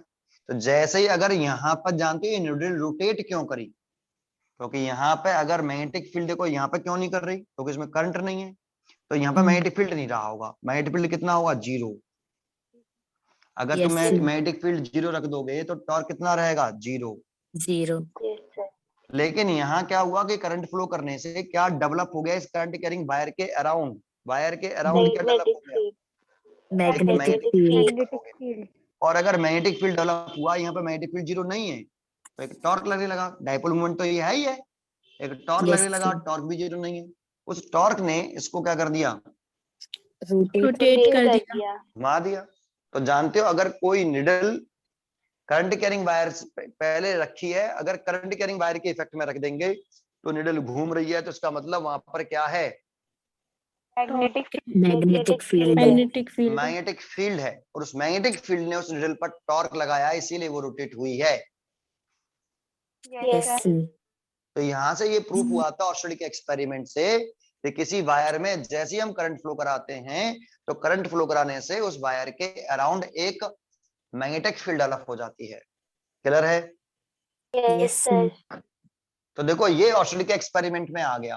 तो देखो एक तो पॉइंट हो गया कि मैग्नेट के द्वारा हम मैग्नेट से क्या कर सकते हैं? मैग्नेटिक फील्ड प्रोड्यूस कर सकते हैं। ठीक है? Yes sir. और ऑस्टेड जी ने ये कर दिया कि भाई करंट से भी कर सकते हैं। अगर कोई करंट कैरिंग वायर ले लो तो उससे भी, करंट से भी हम क्या कर सकते हैं? Magnetic field Magnetic produce field कर produce सकते कर हैं। सकते हैं। विदाउट मैग्नेट कर सकते हैं। और उन्होंने इस चीज से उसको इस तरह से समझाया। मैग्नेटिक फील्ड नहीं दिखाई देती तो उन्होंने कहा अगर निडल डिफ्लेक्ट हो गई तो उसका मतलब है कि यहाँ पे क्या डेवलप हुआ है, इसके अराउंड, करंट कैरिंग वायर के अराउंड क्या डेवलप हुआ है? Magnetic field. और उसने ही उस पर टॉर्क लगाया। मैग्नेटिक फील्ड जब डेवलप होता है तभी उस पर टॉर्क लगता है, और टॉर्क लगेगा इसलिए वो घूम गई है। मैग्नेटिक फील्ड डेवलप हुआ तभी टॉर्क लगेगा। ठीक है? Yes sir. सर इस सब का इससे क्या चैप्टर से लेना देना है? तो शुरुआत कर रहे हैं, पहले यहाँ तक आया पहले आपको? Yes sir. Yes, sir. अच्छा एक बात बताओ, ऑस्ट्रेलिया का एक्सपेरिमेंट पहले आया था या माइकल फेराडे ने एक्सपेरिमेंट पहले करे थे? Faraday's experiments. Sir experiment Faraday ji ने और- किसके कर रही है? इलेक्ट्रोमैग्नेटिक इंडक्शन चैप्टर पढ़ा था हमने। Yes sir. तो इलेक्ट्रोमैग्नेटिक इंडक्शन में फेराडे के लॉ है ना, law of Faraday. Yes Yes, sir. sir. तो फेराडे जी ने भी Yes, sir. एक्सपेरिमेंट किए थे। Yes sir. फेराडे जी ने को एक्सपेरिमेंट Yes, करने का आइडिया sir. ऑस्ट्रेलिया के एक्सपेरिमेंट से ही मिला था। Yes sir. Yes, sir. इन्होंने Yes, सोचा sir. इन्होंने सोचा कि भाई अगर ऑर्स्टेड जी बिना मैग्नेट लिए करंट से मैग्नेटिक फील्ड प्रोड्यूस कर रहे हैं, करंट से मैग्नेटिक फील्ड, तो इसका रिवर्स भी पॉसिबल होना चाहिए। करंट से अगर मैग्नेटिक फील्ड प्रोड्यूस हो जाता है तो फिर इसका रिवर्स भी होना चाहिए कि मैग्नेटिक फील्ड से क्या डेवलप हो जाना चाहिए? करंट। करंट। जब ऑर्स्टेड जी करंट से मैग्नेटिक फील्ड प्रोड्यूस कर सकते हैं तो क्या इसका रिवर्स पॉसिबल है कि मैग्नेटिक फील्ड से करंट डेवलप हो जाए? यस है सर। ना? ऐसा पहली बार नहीं हो रहा। देखो जब हम क्या पढ़ते हैं, जब हम पढ़ते हैं आपका आइंस्टाइन का स्टेटमेंट, तो उन्होंने भी तो यही किया था। अगर हम किसी बॉडी को एनर्जी दें तो वो बॉडी का मास क्या कर देती है? इंक्रीज कर देती है। इंक्रीज कर तो देती है। एनर्जी, बॉडी को एनर्जी देने से उस बॉडी का मास बहुत ही स्मॉल इंक्रीज होता है, याद है ना आपको? Yes yes sir. सर। तो आइंस्टाइन जी का यहाँ कहना था कि किसी बॉडी को एनर्जी देने से मास इंक्रीज होता है, दैट मींस एनर्जी किस में कन्वर्ट हो जाती है? मास में। मास में। मास में कन्वर्ट हो जाती है। फिर उनका उल्टा रिवर्स इफेक्ट भी तो है। यस अगर सर। कभी मास रिड्यूस होगा, देखो मास अगर बढ़ रहा है तो कैसे बढ़ा? एनर्जी देने से मास बढ़ा। अगर एनर्जी देने से मास बढ़ सकता है तो मास को घटाने से एनर्जी भी डेवलप हो सकती है। Yes sir. Yes sir. तो अगर हम मास को रिड्यूस करें तो रिड्यूस करने से एनर्जी क्या होती है? रिलीज होती है, याद है? रिलीज होती है। Yes sir. एक दूसरे के रेसिप्रोकल स्टेटमेंट तो हैं। बहुत लार्ज एनर्जी देने पर, बहुत बहुत लार्ज एनर्जी देने पर किसी बॉडी का मास थोड़ा सा बढ़ता है, यही तो बोलते हैं। Yes sir. यस और सर। किसी बॉडी का थोड़ा सा मास रिड्यूस करने पर बहुत बहुत बहुत ज्यादा एनर्जी रिलीज होती है। रिलीज होती है। देखो ये रिवर्स ही तो प्रोसेस हो गया। Yes sir. Yes sir. और माइकल फैराडे जी भी यही सोच रहे हैं कि भाई अगर ऑर्सिड जो है करंट से मैग्नेटिक फील्ड डेवलप कर सकता है तो क्या इसका रिवर्स पॉसिबल है कि नहीं? है। तो है, तो अब है नहीं, इन्होंने एक्सपेरिमेंट करना शुरू किया, सोचा अभी तो, अब एक्सपेरिमेंट शुरू किया। तो अब एक्सपेरिमेंट में क्या एपिटस यूज करे भाई इन्होंने? वो चाहते हैं कि मैग्नेटिक फील्ड से करंट, मैं कोई सेल नहीं लूंगा, कोई बैटरी नहीं लूंगा, क्योंकि करंट फ्लो कराई जाती है किसी सेल से और बैटरी से। जैसे ये कह रहे थे कि मैं मैग्नेटिक फील्ड डेवलप होता है मैग्नेट से, तो बोला मैं मैग्नेट नहीं लूंगा, मैं करंट से मैग्नेटिक फील्ड डेवलप करूंगा विदाउट मैग्नेट। ऐसे ये सोच रहे हैं कि अगर करंट से मैग्नेटिक फील्ड हो रहा है तो मैग्नेटिक फील्ड से करंट होना चाहिए। तो इन्होंने उसके लिए क्या किया, एक तो मैग्नेट ले ली, है ना, यस सर। Yes sir. और एक ले लिया था, याद हो आपको, एक कॉइल ले लिया था ऐसे, कॉइल। और इसमें एक गैल्वेनोमीटर लगा लिया था, याद आ गया? Yes sir. Yes sir. इन्होंने कोई सेल नहीं लगाया है यहाँ। हम्म। सर करंट फ्लो कराने, अगर मैग्नेटिक फील्ड से तुम चाहते हो कि मैग्नेटिक फील्ड से करंट आए, तो मैग्नेटिक फील्ड से करंट आए तो भाई करंट फ्लो करने के लिए सर्किट में करंट फ्लो करेगा तो एक कॉइल चाहिए। करंट भी दिखाई देता है क्या? No sir. तो करंट फ्लो करेगा तो हमें मालूम कैसे पड़ेगा करंट फ्लो करा भी कि नहीं करा, डेवलप हुआ कि नहीं डेवलप हुआ बिना मैग्नेट के द्वारा? तो उन्होंने गैल्वेनोमीटर लगा रखा है यहाँ। अगर ये सुई घूम जाती है, डिफ्लेक्ट हो जाती है, तो करंट मेजर है, करंट है। और डिफ्लेक्ट नहीं होती तो गैल्वेनोमीटर क्या मेजर करता है भाई? स्मॉल करंट को। स्मॉल करंट को डिटेक्ट करता है कि है या नहीं, स्मॉल से स्मॉल करंट को डिटेक्ट कर लेता है, ठीक है नहीं? Yes sir. तो एक मैग्नेट लिया उन्होंने। अब एक्सपेरिमेंट तो आपको याद है ना, है ना? Yes sir. यस अब सर। मैं उसको नहीं करा रहा, यही तो लिए थे उन्होंने, यस सर। Yes sir. और सफल हो गए कि नहीं? हो गए थे। हो गई। हो गए थे। और वो जो करंट डेवलप हुई उस करंट का नाम क्या रखा गया वैसे? Induced induced current. Current. Use current. Induce current. तो अब बताओ इसका फैराडे का फर्स्ट लॉ याद है आपको? जब ये एक्सपेरिमेंट कर लिए सारे, फिर इन्होंने इसे लॉ में कन्वर्ट कर दिया, तो फर्स्ट लॉ याद है फैराडेज का? तो यस फैराडे सर। का जो Yes, फर्स्ट लॉ है sir. वो ये कहता है, जब किसी कॉइल से लिंक करने वाला, क्या किसी कॉइल से लिंक करने वाला मैग्नेटिक फ्लक्स क्या होता है? चेंज होता है। चेंज होता है। मैग्नेटिक फ्लक्स चेंज होता है। अगर इस कॉइल से लिंक करने वाला मैग्नेटिक फ्लक्स अगर चेंज होता है तो इस कॉइल के अक्रॉस एक इंड्यूस्ड ईएमएफ। ईएमएफ डेवलप हो जाता है, याद है? Yes sir. Yes sir. जब किसी कॉइल से लिंक करने वाला मैग्नेटिक फ्लक्स चेंज होता है तो उस कॉइल के एंड्स के अक्रॉस एक इंड्यूस्ड ईएमएफ EMF डेवलप हो जाता है। डेवलप हो जाता है। अगर सर्किट क्लोज्ड है, अगर सर्किट क्लोज्ड है सर्किट क्लोज है। तो एक इंड्यूस करंट भी डेवलप हो जाती है। Yes sir. Yes, sir. लेकिन ये इंड्यूस ईएमएफ कब तक रहता है? जब तक मैग्नेटिक फ्लक्स में जब क्या होता रहेगा?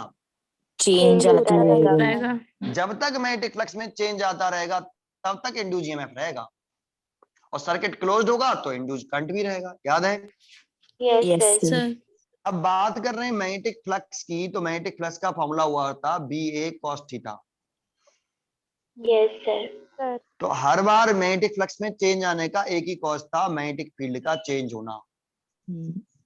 मैग्नेटिक फ्लक्स चेंज हो रहा है तो चेंज वेरिएबल मैग्नेटिक फ्लक्स है कि कांस्टेंट है? Variable Variable. अब ये मैग्नेटिक फ्लक्स कांस्टेंट, वेरिएबल कैसा होगा? मैग्नेटिक फील्ड का चेंज होना। तो मैग्नेटिक फील्ड यहाँ कैसा होना चाहिए? कांस्टेंट या चेंज वाला? चेंज वाला। Variable. तो मैग्नेटिक फील्ड अगर चेंज होता है तो इंड्यूस ईएमएफ डेवलप होता है। हम यह भी कह सकते हैं, देखो ये कह दो कि मैग्नेटिक फ्लक्स के चेंज होने से इंड्यूस डेवलप होता है, या ये कह दो कि मैग्नेटिक फील्ड के चेंज होने से इंड्यूस ईएमएफ डेवलप होता है। एक ही बात है, अलग अलग? एक ही बात एक ही है। बात एक ही बात है। की बात है। एक्चुअल में मैग्नेटिक फ्लक्स मैग्नेटिक फील्ड को ही बोलते हैं। Number of magnetic field lines, number of magnetic field lines passing normally through the surface area is called magnetic flux. Yes, sir. और number of magnetic field lines तभी generate होती हैं जब magnetic field में magnetic field होता है, जब। ठीक है, यस सर।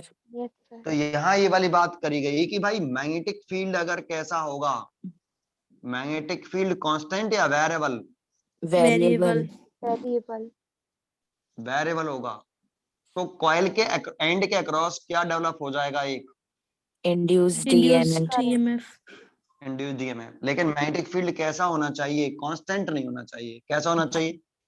वेरिएबल होना चाहिए। मैग्नेटिक फील्ड वेरिएबल कह दो, या मैग्नेटिक फ्लक्स टाइम के साथ चेंज लिंक करने वाला जो फ्लक्स है वो चेंज होना चाहिए, कांस्टेंट नहीं। ठीक है, यस सर। तब उसके क्रॉस इंड्यूस ईएमएफ। और फिर उसके बाद सेकंड लॉ दिया गया, E is equal to minus के D phi B over D T, है ना? Yes, sir. ये तो सेकंड लॉ था, induce EMF change in rate of change in magnetic flux के डायरेक्टली प्रोपोर्शनल होता है। Yes, sir. Yes Yes, sir. sir. ठीक है, तो ये आ गया। तो एक बात बताओ, तुम ये तो जानते ही होंगे, अगर डी ओवर डी टी किसी कांस्टेंट टर्म का डिफरेंशिएशन करते हैं तो कितना आता है? 0 Zero. आता है। इफ, अब सोचो, अगर इसमें इफ मैग्नेटिक फ्लक्स एफ भी कांस्टेंट होता, फाई भी कांस्टेंट होगा, तो डी फाई वी कितना आता? 0 आता। अगर फाई भी कांस्टेंट है तो डी फाई वी बटे डी टी 0, और 0 तो ई की वैल्यू कितनी? 0 हो जाती। 0 हो जाती। इसीलिए फाई भी कैसा होना चाहिए? वेरिएबल होना वेरिएबल। चाहिए। Variable. मैग्नेटिक फ्लक्स अगर वेरिएबल होगा तभी इंड्यूस ईएमएफ डेवलप होगा। ठीक है, यस सर। जानते हो इंड्यूस्ड ईएमएफ का मतलब है इंड्यूस्ड पोटेंशियल डिफरेंस। क्या? Induced potential difference. इसकी यूनिट वोल्ट तो होती थी। Yes sir. इंड्यूस्ड ईएमएफ कह दो या इंड्यूस्ड पोटेंशियल डिफरेंस कह दो, यस सर। है ना? Yes sir. तो बता, अगर इंड्यूस्ड ईएमएफ कह दो या इंड्यूस्ड पोटेंशियल डिफरेंस कह दो, तो ये तो पोटेंशियल डिफरेंस जब क्रिएट होता है तो इलेक्ट्रिक फील्ड प्रोड्यूस नहीं होता। होता है। जब भी कभी हम पोटेंशियल डिफरेंस क्रिएट करते हैं तो इलेक्ट्रिक फील्ड तो अपने आप ही क्रिएट हो जाता है। जैसे ये कोई कंडक्टिंग वायर हुआ करता था पहले, है ना? जैसे हमने क्या लगाया? पोटेंशियल डिफरेंस लगाया, ये रहा, ये प्लस आया, ये माइनस, तो इलेक्ट्रिक फील्ड क्रिएट हो गया E। इसकी लंबाई L, तो electric field is equal to potential difference by L ही तो था।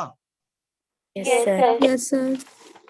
जब भी पोटेंशियल डिफरेंस क्रिएट करेंगे V, तो इलेक्ट्रिक फील्ड डेवलप होगा। कैपेसिटर में भी होता था ऐसे ही, ये प्लस का है, ये माइनस का है, तो ये पोटेंशियल डिफरेंस क्रिएट हुआ, ये हाई पोटेंशियल, ये low potential, so electric field E। Plate separation का D, तो इलेक्ट्रिक फील्ड लिखते थे V by D। Yes sir. तो जब अगर पोटेंशियल डिफरेंस डेवलप हुआ, इंड्यूस हुआ, तो दैट इज क्या भी इंड्यूस हुआ? Electric field. Electric field. Electric field. तो फैराडे के स्टेटमेंट से हम देखो यहाँ ये लाइन निकाल रहे हैं फाइनली, कि अगर मैग्नेटिक फील्ड वेरिएबल है या मैग्नेटिक फ्लक्स वेरिएबल है तो इंड्यूस्ड ईएमएफ डेवलप होता है, ये कह दो। इंड्यूस्ड पोटेंशियल डिफरेंस डेवलप होता है, ये कह दो। और या ये कह दो एक इलेक्ट्रिक फील्ड इंड्यूस्ड होता है, ये कह दो। एक ही बात है। Yes sir. तो Yes, sir. फाइनली हमने माइकल फैराडे की लाइन निकाल ली, एक जैसे ऑस्ट्रेलिया की एक छोटी सी लाइन निकाली करंट से मैग्नेटिक फील्ड, ऐसे ही इनकी एक लाइन निकाली हमने यहाँ से कि माइकल फैराडे का ये स्टेटमेंट है, ये कहता है कि अगर magnetic field variable magnetic field हो, कैसा हो, वेरिएबल मैग्नेटिक वेरिएबल फील्ड, तो ये एक इंड्यूस इलेक्ट्रिक फील्ड डेवलप कर देता है ना। Yes sir, yes sir induce EMF कह दो, इंड्यूस ईएमएफ करेगा तो इंड्यूस पोटेंशियल डिफरेंस क्रिएट होगा, तो इंड्यूस इलेक्ट्रिक फील्ड डेवलप होगा। Yes yes sir, sir in short ये कह दिया। क्लियर है? यस सर, यस सर ये वाली बात समझ में आई? यस सर, और ये हमने सब पढ़ी है ना ये सारी चीजें पीछे। यस सर तो देखो यहां एक लाइन आई कि variable magnetic field induce electric field create करता है। सर ये तो उल्टा हुआ नहीं, करंट से मैग्नेटिक फील्ड था, तुम तो ये कह रहे थे कि मैग्नेटिक फील्ड से करंट था, तो करंट डेवलप नहीं हुई थी? हुई थी। जब मैग्नेटिक Yes, फ्लक्स sir. में चेंज आया तो कॉइल के क्रॉस इंड्यूस ईएमएफ डेवलप हुआ, पोटेंशियल डिफरेंस क्रिएट हुआ, इलेक्ट्रिक फील्ड क्रिएट हुआ। और जब जानते हो ये क्रिएट होते हैं तभी तो इलेक्ट्रिक फील्ड क्रिएट हो जाता है, तभी तो करंट कंडक्ट करती है। होता क्या है भाई, ये है, ये तुमने एक पोटेंशियल डिफरेंस लगाया, इसके अंदर ये पॉजिटिव चार्ज हैं और ये नेगेटिव चार्ज हैं इलेक्ट्रॉन, तो ये तो फिक्स होते हैं कंडक्टर के अंदर, याद हो आपको तो। Yes sir yes sir, Yes, sir. लेकिन जैसे ही पोटेंशियल डिफरेंस लगाते हैं तो ये प्लस आ जाता है, ये माइनस, इसको बोलते हैं पोटेंशियल डिफरेंस लगाया हमने, यस Yes, सर, yes, तो sir. इसके अंदर एक इलेक्ट्रिक फील्ड डेवलप हो जाता है ऐसे। यस सर, यस सर, और हम जानते हैं जब कोई इलेक्ट्रिक फील्ड डेवलप होता है, अगर तो उसमें एक पॉजिटिव चार्ज है तो उसमें फोर्स लगता है इलेक्ट्रिक फील्ड की, डायरेक्शन में, डायरेक्शन में, Direction. और नेगेटिव चार्ज है तो फोर्स लगता है इलेक्ट्रिक फील्ड की। Opposite Opposite opposite direction direction में। में। तो ये जो इलेक्ट्रिक फील्ड डेवलप हुआ, इस इलेक्ट्रिक फील्ड ने ही तो इस पर फोर्स लगाया इधर इलेक्ट्रॉनों पर ऐसे, yes yes sir, Yes, sir. तो ये इलेक्ट्रॉन चलने लगे Yes, sir. Yes in sir, one particular direction, negative potential to high potential, low potential to high potential. Yes Yes, sir, sir. और जब इलेक्ट्रॉन में एक पर्टिकुलर डायरेक्शन में movement आ जाता है तो करंट फ्लो करने लगती है, इलेक्ट्रॉन के फ्लो होने के। ऑपोजिट ऑपोजिट डायरेक्शन में। डायरेक्शन में। Direction. तो में. इन इलेक्ट्रॉनों को चलाया किसने? Electric Electric field. फील्ड ने। इलेक्ट्रिक फील्ड ने। लेकिन इलेक्ट्रिक फील्ड होना तो चाहिए।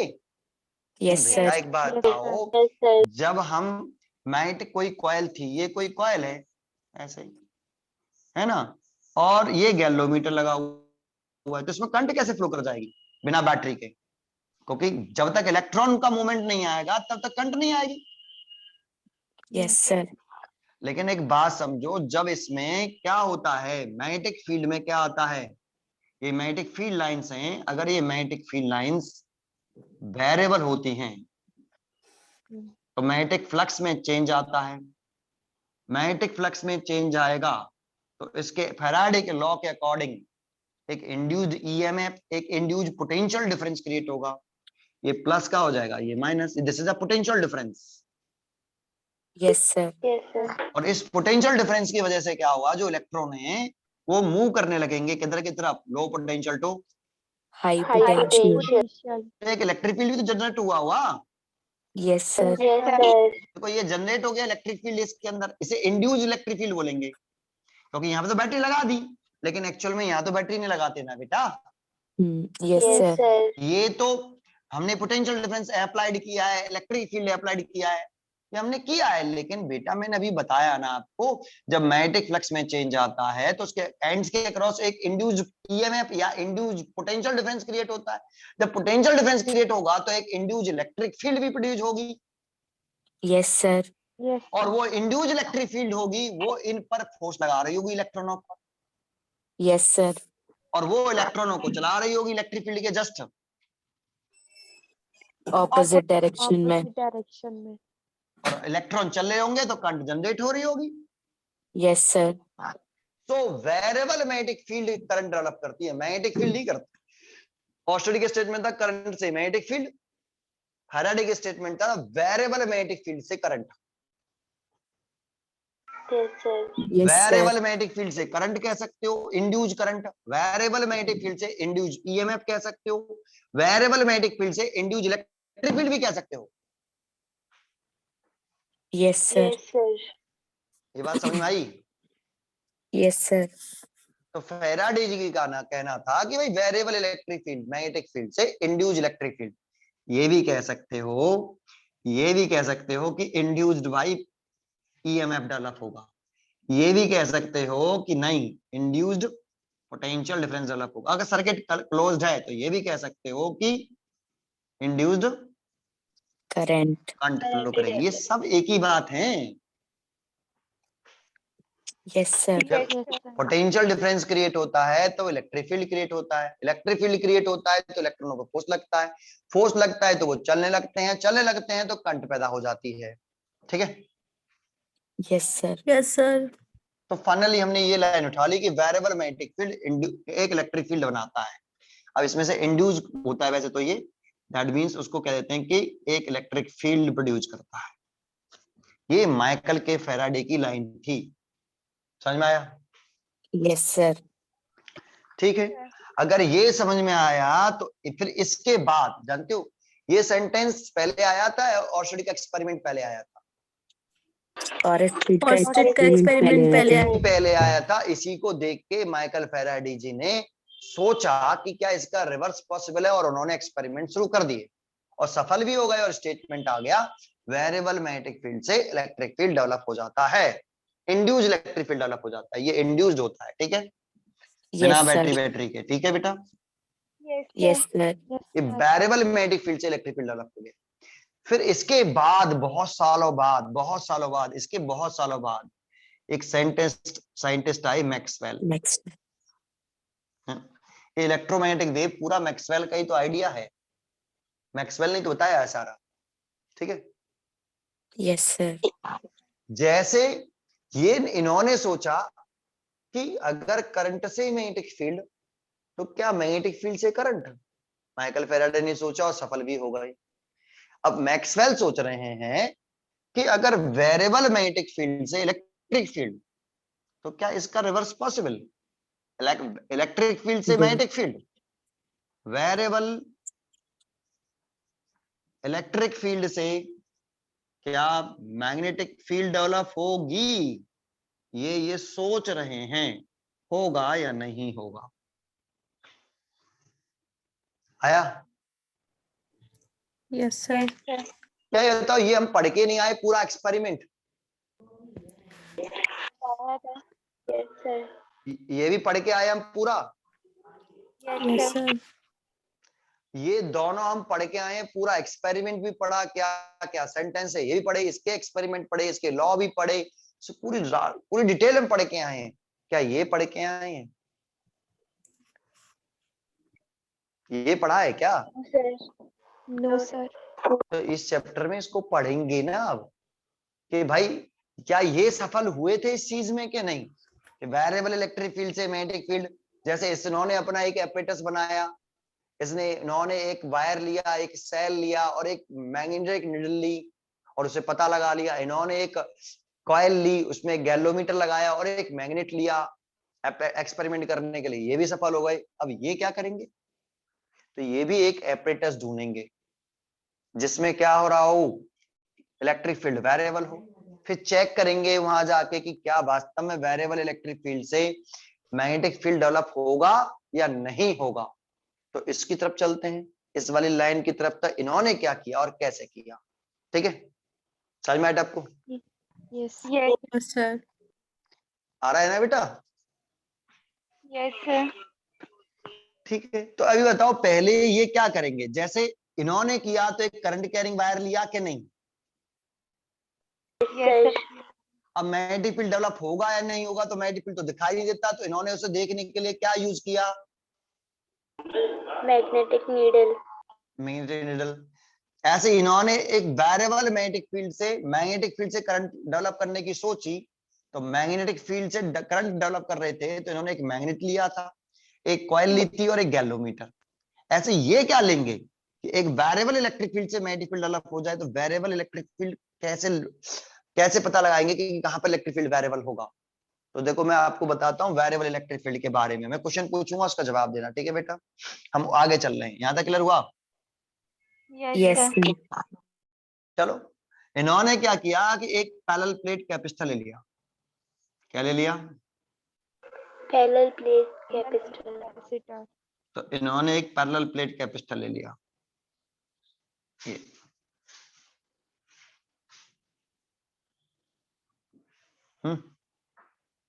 Yes sir. Yes, sir. अभी ये अनचार्ज है या चार्ज है? अनचार्ज Uncharged. देखो थोड़ा सा ये प्लेट है, ये प्लेट ऐसे है और ये भी प्लेट ऐसे है, थोड़ा सा मैं इस प्लेट को बड़ा कर लेता हूं ऐसे कि भाई ये प्लेट है, इसको भी मैं ऐसे प्लेट कर लेता हूं, ये प्लेट है ऐसे, ये पैरेलल प्लेट ऐसे है, ये पैरेलल मेटल की है और अनचार्ज प्लेट है, अनचार्ज कैपेसिटर है, इसमें कोई चार्ज नहीं, इसमें कोई चार्ज नहीं। अनचार्ज होने का मतलब क्या भाई? Net charge 0। नेट चार्ज 0 है। देखो ये प्लेट है, इसका मतलब है अगर ये अनचार्ज है तो इसका मतलब जितना इसमें पॉजिटिव चार्ज है उतना ही इसके अंदर नेगेटिव Negative charge है। ऐसे है ये, है ना? तो कुछ कर देता हूँ ऐसा, थोड़ा सा और बड़ा कर लेता हूँ इसको समझाने के लिए, जैसे आपको दिखाई दे ऐसे, जितना इस पर पॉजिटिव है, जितना इस पर नेगेटिव है उतना ही पॉजिटिव है, ठीक है? टोटल चार्ज 0, ये जो अनचार्ज है यस सर। ऐसे ही इस पे कर लेते हैं, इस पे नेगेटिव है, ये पॉजिटिव है, ये नेगेटिव, ये पॉजिटिव, ये नेगेटिव, ये पॉजिटिव, ये पॉजिटिव, ये नेगेटिव, ये पॉजिटिव, ठीक है? यस एक सर। सेकंड बेटा, कौन है बगल की क्लास में?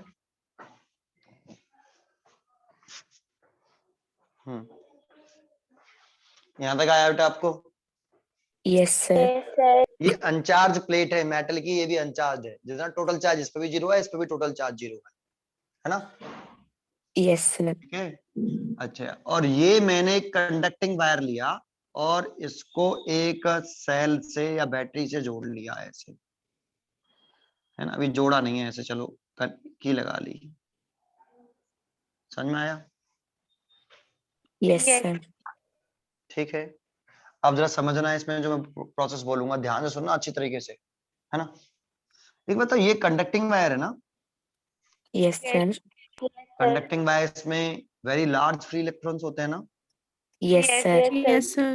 तो देखो ये मैंने फ्री इलेक्ट्रॉन्स दिखाए हैं, ये रहे, इसमें पूरे भरे हुए हैं ऐसे, ठीक है? इधर से भी Yes, मैंने ये फ्री इलेक्ट्रॉन्स दिखाए हैं, ये ऐसे पूरे में होंगे। लार्ज फ्री इलेक्ट्रॉन्स होते हैं बेटा, बहुत सारे फ्री इलेक्ट्रॉन्स होते हैं, ये this is a free electrons, है ना? Yes sir. अब होगा क्या कि जैसे ही मैं इसको कनेक्ट करूंगा ऐसे, तो क्या होगा? ये प्लेट पॉजिटिव टर्मिनल है, ये वाला, ये वाली प्लेट जो एक्स है, मान लो this is a plate X और दिस प्लेट वाई, ये प्लेट एक्स के इलेक्ट्रॉनों को ये वाला पॉजिटिव टर्मिनल अपनी तरफ खींचेगा, इलेक्ट्रॉनों को ऐसे। Yes, sir. Yes sir. भाई ये पॉजिटिव चार्ज है ना, पॉजिटिव टर्मिनल है बैटरी का, यस सर। तो वो इसके इस प्लेट एक्स के इलेक्ट्रॉनों को ही तो खींचेगा। Yes sir. अब ये वाला इलेक्ट्रॉन अगर खींच रहा है तो इस ये इलेक्ट्रॉन ऐसे इसमें एंटर करेगा इधर की तरफ ऐसे, यहाँ से ये इलेक्ट्रॉन ऐसे आएगा, यस सर। Yes, sir. तो ये इलेक्ट्रॉन अगर ऐसे आएगा तो इसमें से एक इलेक्ट्रॉन निकला प्लेट में से या नहीं? निकला। निकला। अगर इसमें से एक इलेक्ट्रॉन निकला, ये अनचार्ज प्लेट थी, ये अनचार्ज प्लेट थी पहले, जितने नेगेटिव थे उतने ही पॉजिटिव थे, है ना? Yes sir. अगर इसमें से ये इलेक्ट्रॉन निकले आया बाहर, तो ये इलेक्ट्रॉन निकले आया, क्या अब इस पर चार्ज है? Yes, sir. Yes. Yes sir. पहले तो ये अनचार्ज थी, तो इस वाले माइनस से ये देखो, ये न्यूट्रलाइज हो गया, ये न्यूट्रलाइज हो गया, ये भी न्यूट्रलाइज हो गया, लेकिन इसको न्यूट्रलाइज नहीं कर पाए ना अब, क्योंकि इलेक्ट्रॉन निकल गया इसके साथ वाला। Yes sir. तो याद हो किसी अनचार्ज बॉडी से इलेक्ट्रॉन निकलते हैं तो उस बॉडी पे कैसा चार्ज आ जाता है? Positive positive charge. चार्ज। देखो ये पॉजिटिव चार्ज आ गया, आया कि नहीं? यस सर आ गया। Yes, sir. अब बच्चे ये सोचते हैं कि इसमें से इलेक्ट्रॉन निकला, फिर वो इलेक्ट्रॉन ऐसे जाएगा, ऐसे ऐसे जाएगा, ऐसे जाएगा और ऐसे जाएगा, ऐसे जाएगा, ऐसे जाएगा, फिर इसमें एक इलेक्ट्रॉन घुस जाएगा।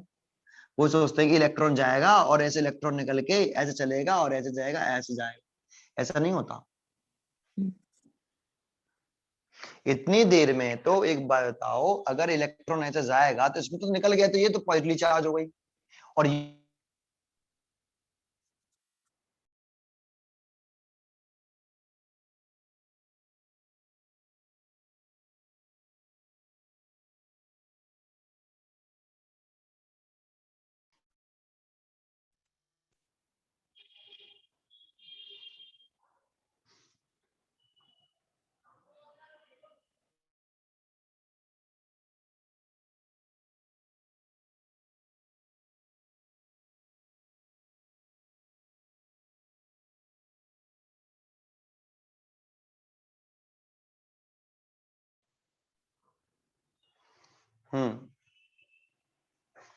तो एक बात बताइए कि इसके लिए तो बेटा ये तो नेगेटिवली चार्ज हो गई, पॉजिटिवली चार्ज हो गई, और ये इलेक्ट्रॉन तो भी चल रहा है ऐसे, जब उसके अंदर एंटर करेगा तभी तो एक इलेक्ट्रॉन ज्यादा आएगा। Yes sir. और इस इतने टाइम इंटरवल में तो कंजर्वेशन ऑफ चार्ज जो सिस्टम पर कंजर्व रहता है वो खराब हो जाएगा लॉ। इसमें पॉजिटिव चार्ज हो गया, इसमें डेवलप ही नहीं हुआ, तो ऐसा नहीं होगा। जरा कैसे होगा, ये एक साथ होते हैं, ये एक साथ जितना ये पॉजिटिव चार्ज डेवलप हुआ है उतना एक साथ इस पर नेगेटिव चार्ज आएगा, साथ ही साथ आएगा। कैसे, जरा समझो कि जैसे ये इलेक्ट्रॉन है ना, और इसमें पूरे में इलेक्ट्रॉन भरे हुए हैं ना, यस सर। है ना, और पूरे में इलेक्ट्रॉन भरे हुए हैं, तो देखो एक यहां से ऐसे एक वायर बना लेता हूं मैं, एक इलेक्ट्रॉन ये है, एक इलेक्ट्रॉन ये है, ये इलेक्ट्रॉन ये है, एक ये है, एक ये है, मान लो ये है ना। जैसे ये वाला इलेक्ट्रॉन S है, ये वाला इलेक्ट्रॉन Y है, और ये वाला इलेक्ट्रॉन T है, ये वाला इलेक्ट्रॉन ही तो है ये, ठीक है। अरे कुछ समझ में आ रहा है? क्या यस आवाज सर। नहीं आ रही? आ ये रही है S सर। है, ये S है, ये वाला S है, और ये वाला Y है, और यहाँ ये T है। अगर ये T वाला जो इलेक्ट्रॉन है अगर इसमें घुसेगा, एंटर करेगा इसमें, तो होगा क्या कि ये सारे अपनी अपनी जगह पे शिफ्ट हो जाएंगे। Yes sir. ये T आ गया, ये S आ गया, फिर ये ऐसे आपका ये कितने थे इसके अंदर, 1 2 3 4 5, 1 2 3 4 5, कौन बाहर आ गया? वाई वाला बाहर आ गया। जब T वहां से पुश करके घुसेगा तो Y वाला बाहर निकल पड़ेगा ना। Yes yes sir. सर। तो जैसे ही ये वाला इलेक्ट्रॉन, ये पॉजिटिव टर्मिनल इस इलेक्ट्रॉन को खींचेगी, तो ये इलेक्ट्रॉन जो T वाला था, ये T इसमें से निकल के इसमें आएगा, तो ये सारे इलेक्ट्रॉन अपनी अपनी जगह पर एक एक क्या हो जाएंगे, डिस्प्लेस हो जाएंगे। एक एक प्लेस डिस्प्लेस हुआ। देखो पहली पोजीशन पे एस था, लेकिन एस सेकंड पोजीशन पे पहुंच गया। ये वाला थर्ड पोजीशन पे था, ये भी थर्ड पर ही है, लेकिन डिस्प्लेस हो गए ना अपनी पोजीशन से। Yes sir. तो ये सारे इलेक्ट्रॉन डिस्प्लेस होंगे। तो जैसे ही ये वाला इलेक्ट्रॉन इसके अंदर एंटर किया, सेम मोमेंट पर ये वाला इलेक्ट्रॉन जो वाई वाला है वो इसके अंदर एंटर कर जाएगा। Yes sir. Yes sir. एक साथ देखो, इसमें से ये वाला इलेक्ट्रॉन इसके अंदर एंटर किया, इसके अंदर, तो सेम पॉइंट पे देखो, इसमें से एक इलेक्ट्रॉन इसमें से खिसका, इधर इधर आया, इस प्लेट के अंदर से बाहर निकला, तो सेम एंड मोमेंट पे ये वाई वाला इलेक्ट्रॉन इस प्लेट वाई के अंदर एंटर करेगा क्या नहीं? यस सर करेगा। और ये सारे इलेक्ट्रॉन अपनी जगह पर, एक एक इलेक्ट्रॉन सब जगह पर, सारे के सारे इलेक्ट्रॉन डिस्प्लेस हुए होंगे कि नहीं? यस सर हुए होंगे। देखो ये एस और ये के है, तो देखो के पहले सेकंड पोजीशन पे था, अब थर्ड पोजीशन पर आ गया। तो इलेक्ट्रॉनों का मूवमेंट तो ऐसे ही होगा बेटा, लेकिन ये मत समझना, इलेक्ट्रॉन का मूवमेंट तो ऐसे ही होगा, लेकिन ये मत समझना कि एक इलेक्ट्रॉन यहां से निकलेगा फिर वो जाएगा ऐसे करके, नहीं, फिर जाके इसमें घुसेगा ना। जैसे इसमें से निकला कोई दूसरा इलेक्ट्रॉन यहां से इसमें एंटर कर जाएगा, ठीक है बेटा। Yes sir. ये एक साथ इसमें एक इलेक्ट्रॉनों की डेफिशिएंसी हुई, उसमें एक इलेक्ट्रॉनों की एक्सेस हो गई, तो देखो एक इलेक्ट्रॉन ज्यादा हो गया ना अब इसमें। ये एक दूसरे को न्यूट्रलाइज कर दिए, ये न्यूट्रलाइज कर दिए, ये न्यूट्रलाइज कर दिए, ये न्यूट्रलाइज कर दिए, ये न्यूट्रलाइज कर दिए, लेकिन एक नेगेटिव ज्यादा हो गया ना। Yes sir. Yes sir. तो ये प्लेट नेगेटिवली चार्ज हो गई और ये वाली प्लेट पॉजिटिवली चार्ज हो गई। पॉजिटिवली चार्ज हो गई। तो एक बात बताओ, इस पर अगर पॉजिटिव चार्ज आ गया, इस पर नेगेटिव चार्ज आ गया, पहले तो नहीं था, यस सर। तो इस पे ये हाई पोटेंशियल पर आ गई और ये लो पोटेंशियल पर आएंगे तो एक इलेक्ट्रिक फील्ड डेवलप नहीं हो जाएगा? Yes Yes, sir sir. हुआ कि नहीं? Yes Yes, sir sir.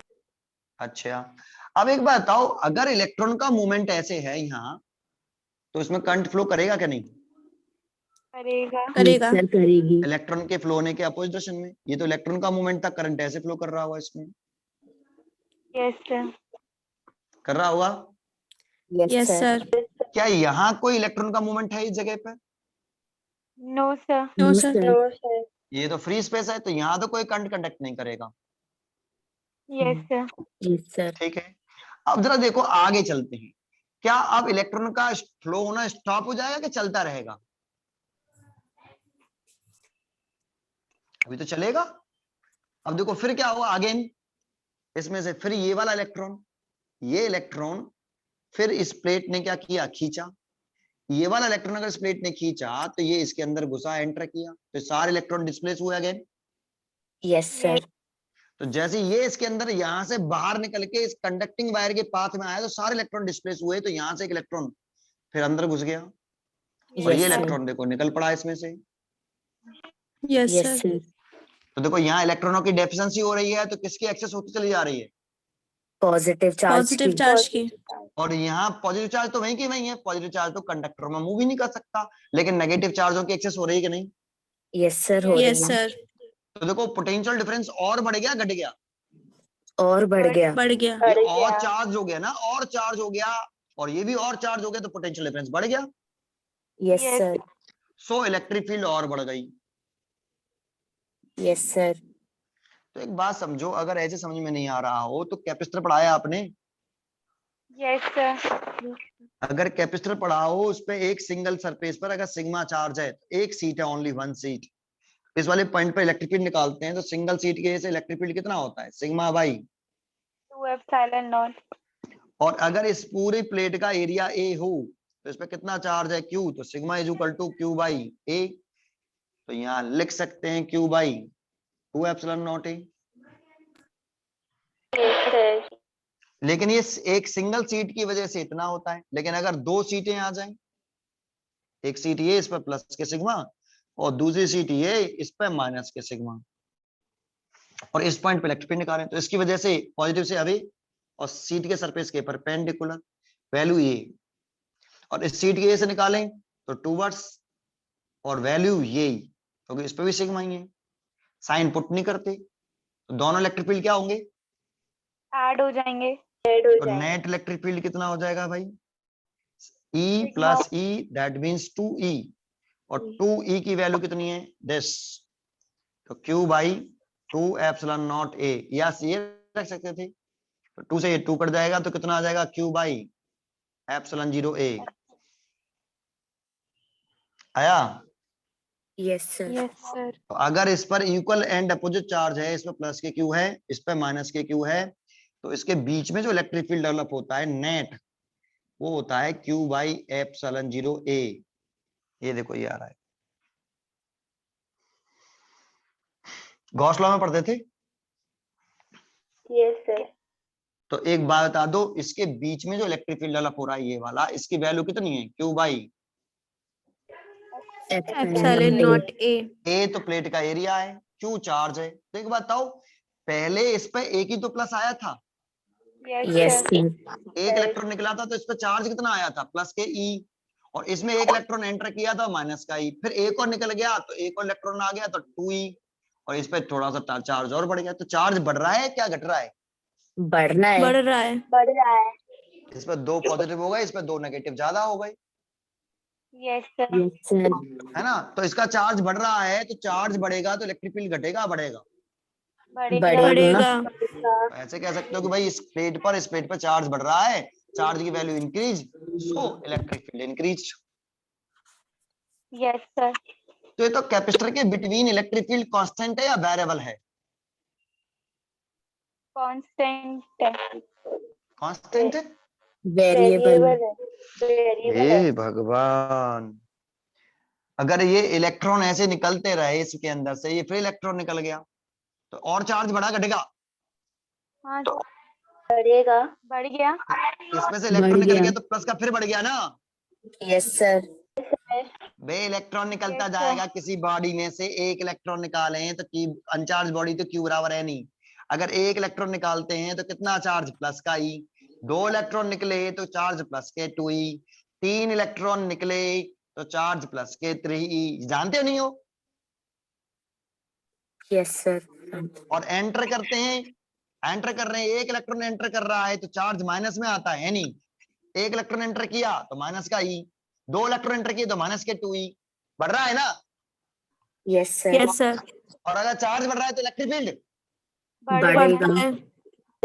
ये कब तक बढ़ रहा है इलेक्ट्रिक फील्ड? जब तक चार्ज बढ़ रहा है। Yes sir. सर क्या चार्ज बढ़ता ही रहेगा? No, sir. कब कब नहीं बढ़ेगा बेटा? जब वो स्टेडी स्टेट आ जाएगी, पूरी कंप्लीटली चार्ज हो जाएगा जब कैपेसिटी। आपका, जब इस प्लेट का चार्ज बढ़ते बढ़ते चार्ज का पोटेंशियल के साथ डायरेक्ट रिलेशन होता है। Yes sir.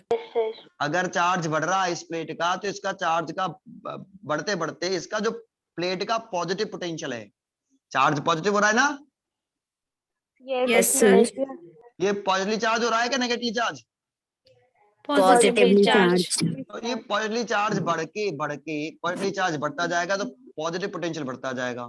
तो जैसे ही इस प्लेट का पॉजिटिव पोटेंशियल इस सेल के पॉजिटिव पोटेंशियल के बराबर हो जाएगा, इसका पॉजिटिव पोटेंशियल इस सेल के पॉजिटिव पोटेंशियल के बराबर हो जाएगा, तो इलेक्ट्रॉन का फ्लो होना स्टॉप हो जाएगा। Stop हो जाएगा. स्टॉप हो जाए। आपको याद है इलेक्ट्रॉन हमेशा लो potential to, high High potential potential flow potential करता है. करते हैं। तो अब इसका चार्ज बढ़ रहा है, इस पर चार्ज बढ़ रहा है तो पोटेंशियल बढ़ रहा है यस सर। ना? और चार्ज क्यों बढ़ रहा है? इससे इलेक्ट्रॉन निकलते जा रहे हैं भाई, और इधर से इलेक्ट्रॉन Yes, sir. निकलते जाते हैं, इसमें इलेक्ट्रॉन एंटर करते जा रहे हैं यस सर। एक साथ। जैसे इसमें से एक इलेक्ट्रॉन निकला तुरंत उसमें एक इलेक्ट्रॉन एंटर कर गया, तो इलेक्ट्रॉन का मूवमेंट यहाँ सब में हो रहा है ऐसे। Yes sir. और अगर इस पर चार्ज बढ़ रहा है तो हम कहेंगे इलेक्ट्रिक फील्ड बढ़ रहा है between the parallel plate. Yes sir. और अगर ऐसे ही होता रहा, इस पर चार्ज बढ़ता रहा तो इसका पॉजिटिव पोटेंशियल बढ़ता जाएगा। जैसे इसका पॉजिटिव पोटेंशियल बढ़ के सेल के टर्मिनल के पॉजिटिव पोटेंशियल के बराबर होगा, तो पोटेंशियल बराबर चार्ज का फ्लो होना, इलेक्ट्रॉन का Stop. मूवमेंट होना स्टॉप। स्टॉप हो जाएगा, इलेक्ट्रॉन रुक जाएंगे। ऐसे ही अब इसका इसका नेगेटिव पोटेंशियल, नेगेटिव चार्ज बढ़ रहा है तो नेगेटिव चार्ज बढ़ रहा है तो इसका नेगेटिव पोटेंशियल बढ़ रहा है। Yes sir. Yes sir. और नेगेटिव पोटेंशियल बढ़ रहा है तो जैसे इस प्लेट का नेगेटिव पोटेंशियल इस सेल के नेगेटिव टर्मिनल के पोटेंशियल के बराबर होगा, इस प्लेट का पोटेंशियल इस प्लेट का पोटेंशियल बराबर होगा, फिर इलेक्ट्रॉन का पोटेंशियल, इलेक्ट्रॉन का फ्लो ना क्या हो जाएगा यहाँ पे भी स्टॉप हो जाएगा। बंद हो जाएगा. आपको याद है चार्ज के फ्लो होने को डिसाइड कौन करता है? पोटेंशियल। अगर पोटेंशियल पॉजिटिव चार्ज है तो वो फ्लो करेगा high potential to, low Low potential. potential. और नेगेटिव चार्ज है तो वो फ्लो करेगा लो पोटेंशियल टू।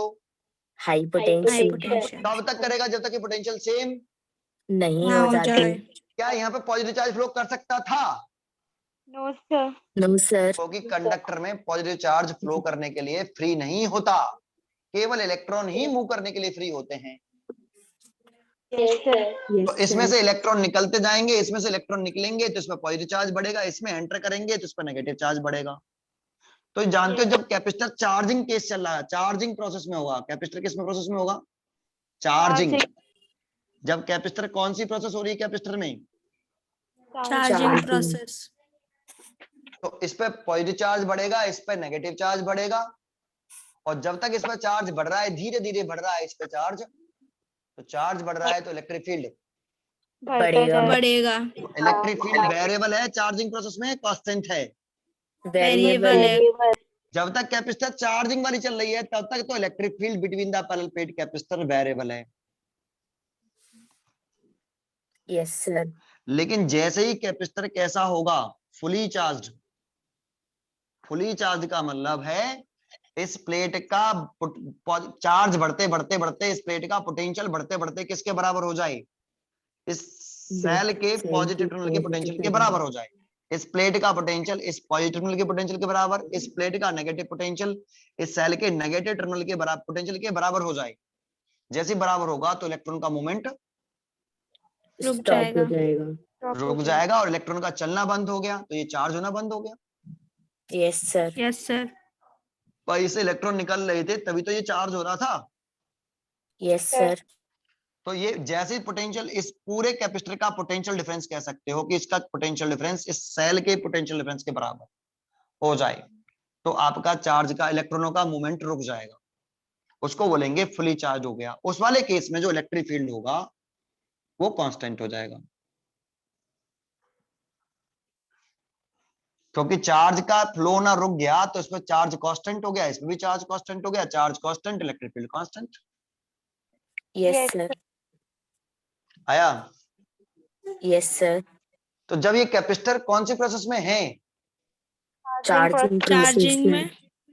तो चार्जिंग प्रोसेस में है तो इलेक्ट्रॉन ऐसे चल रहे हैं जब, ऐसे, और इसमें से निकल रहे हैं और इसमें एंटर कर रहे हैं, तो ये पॉजिटिवली चार्ज हो रहा है और ये नेगेटिवली चार्ज।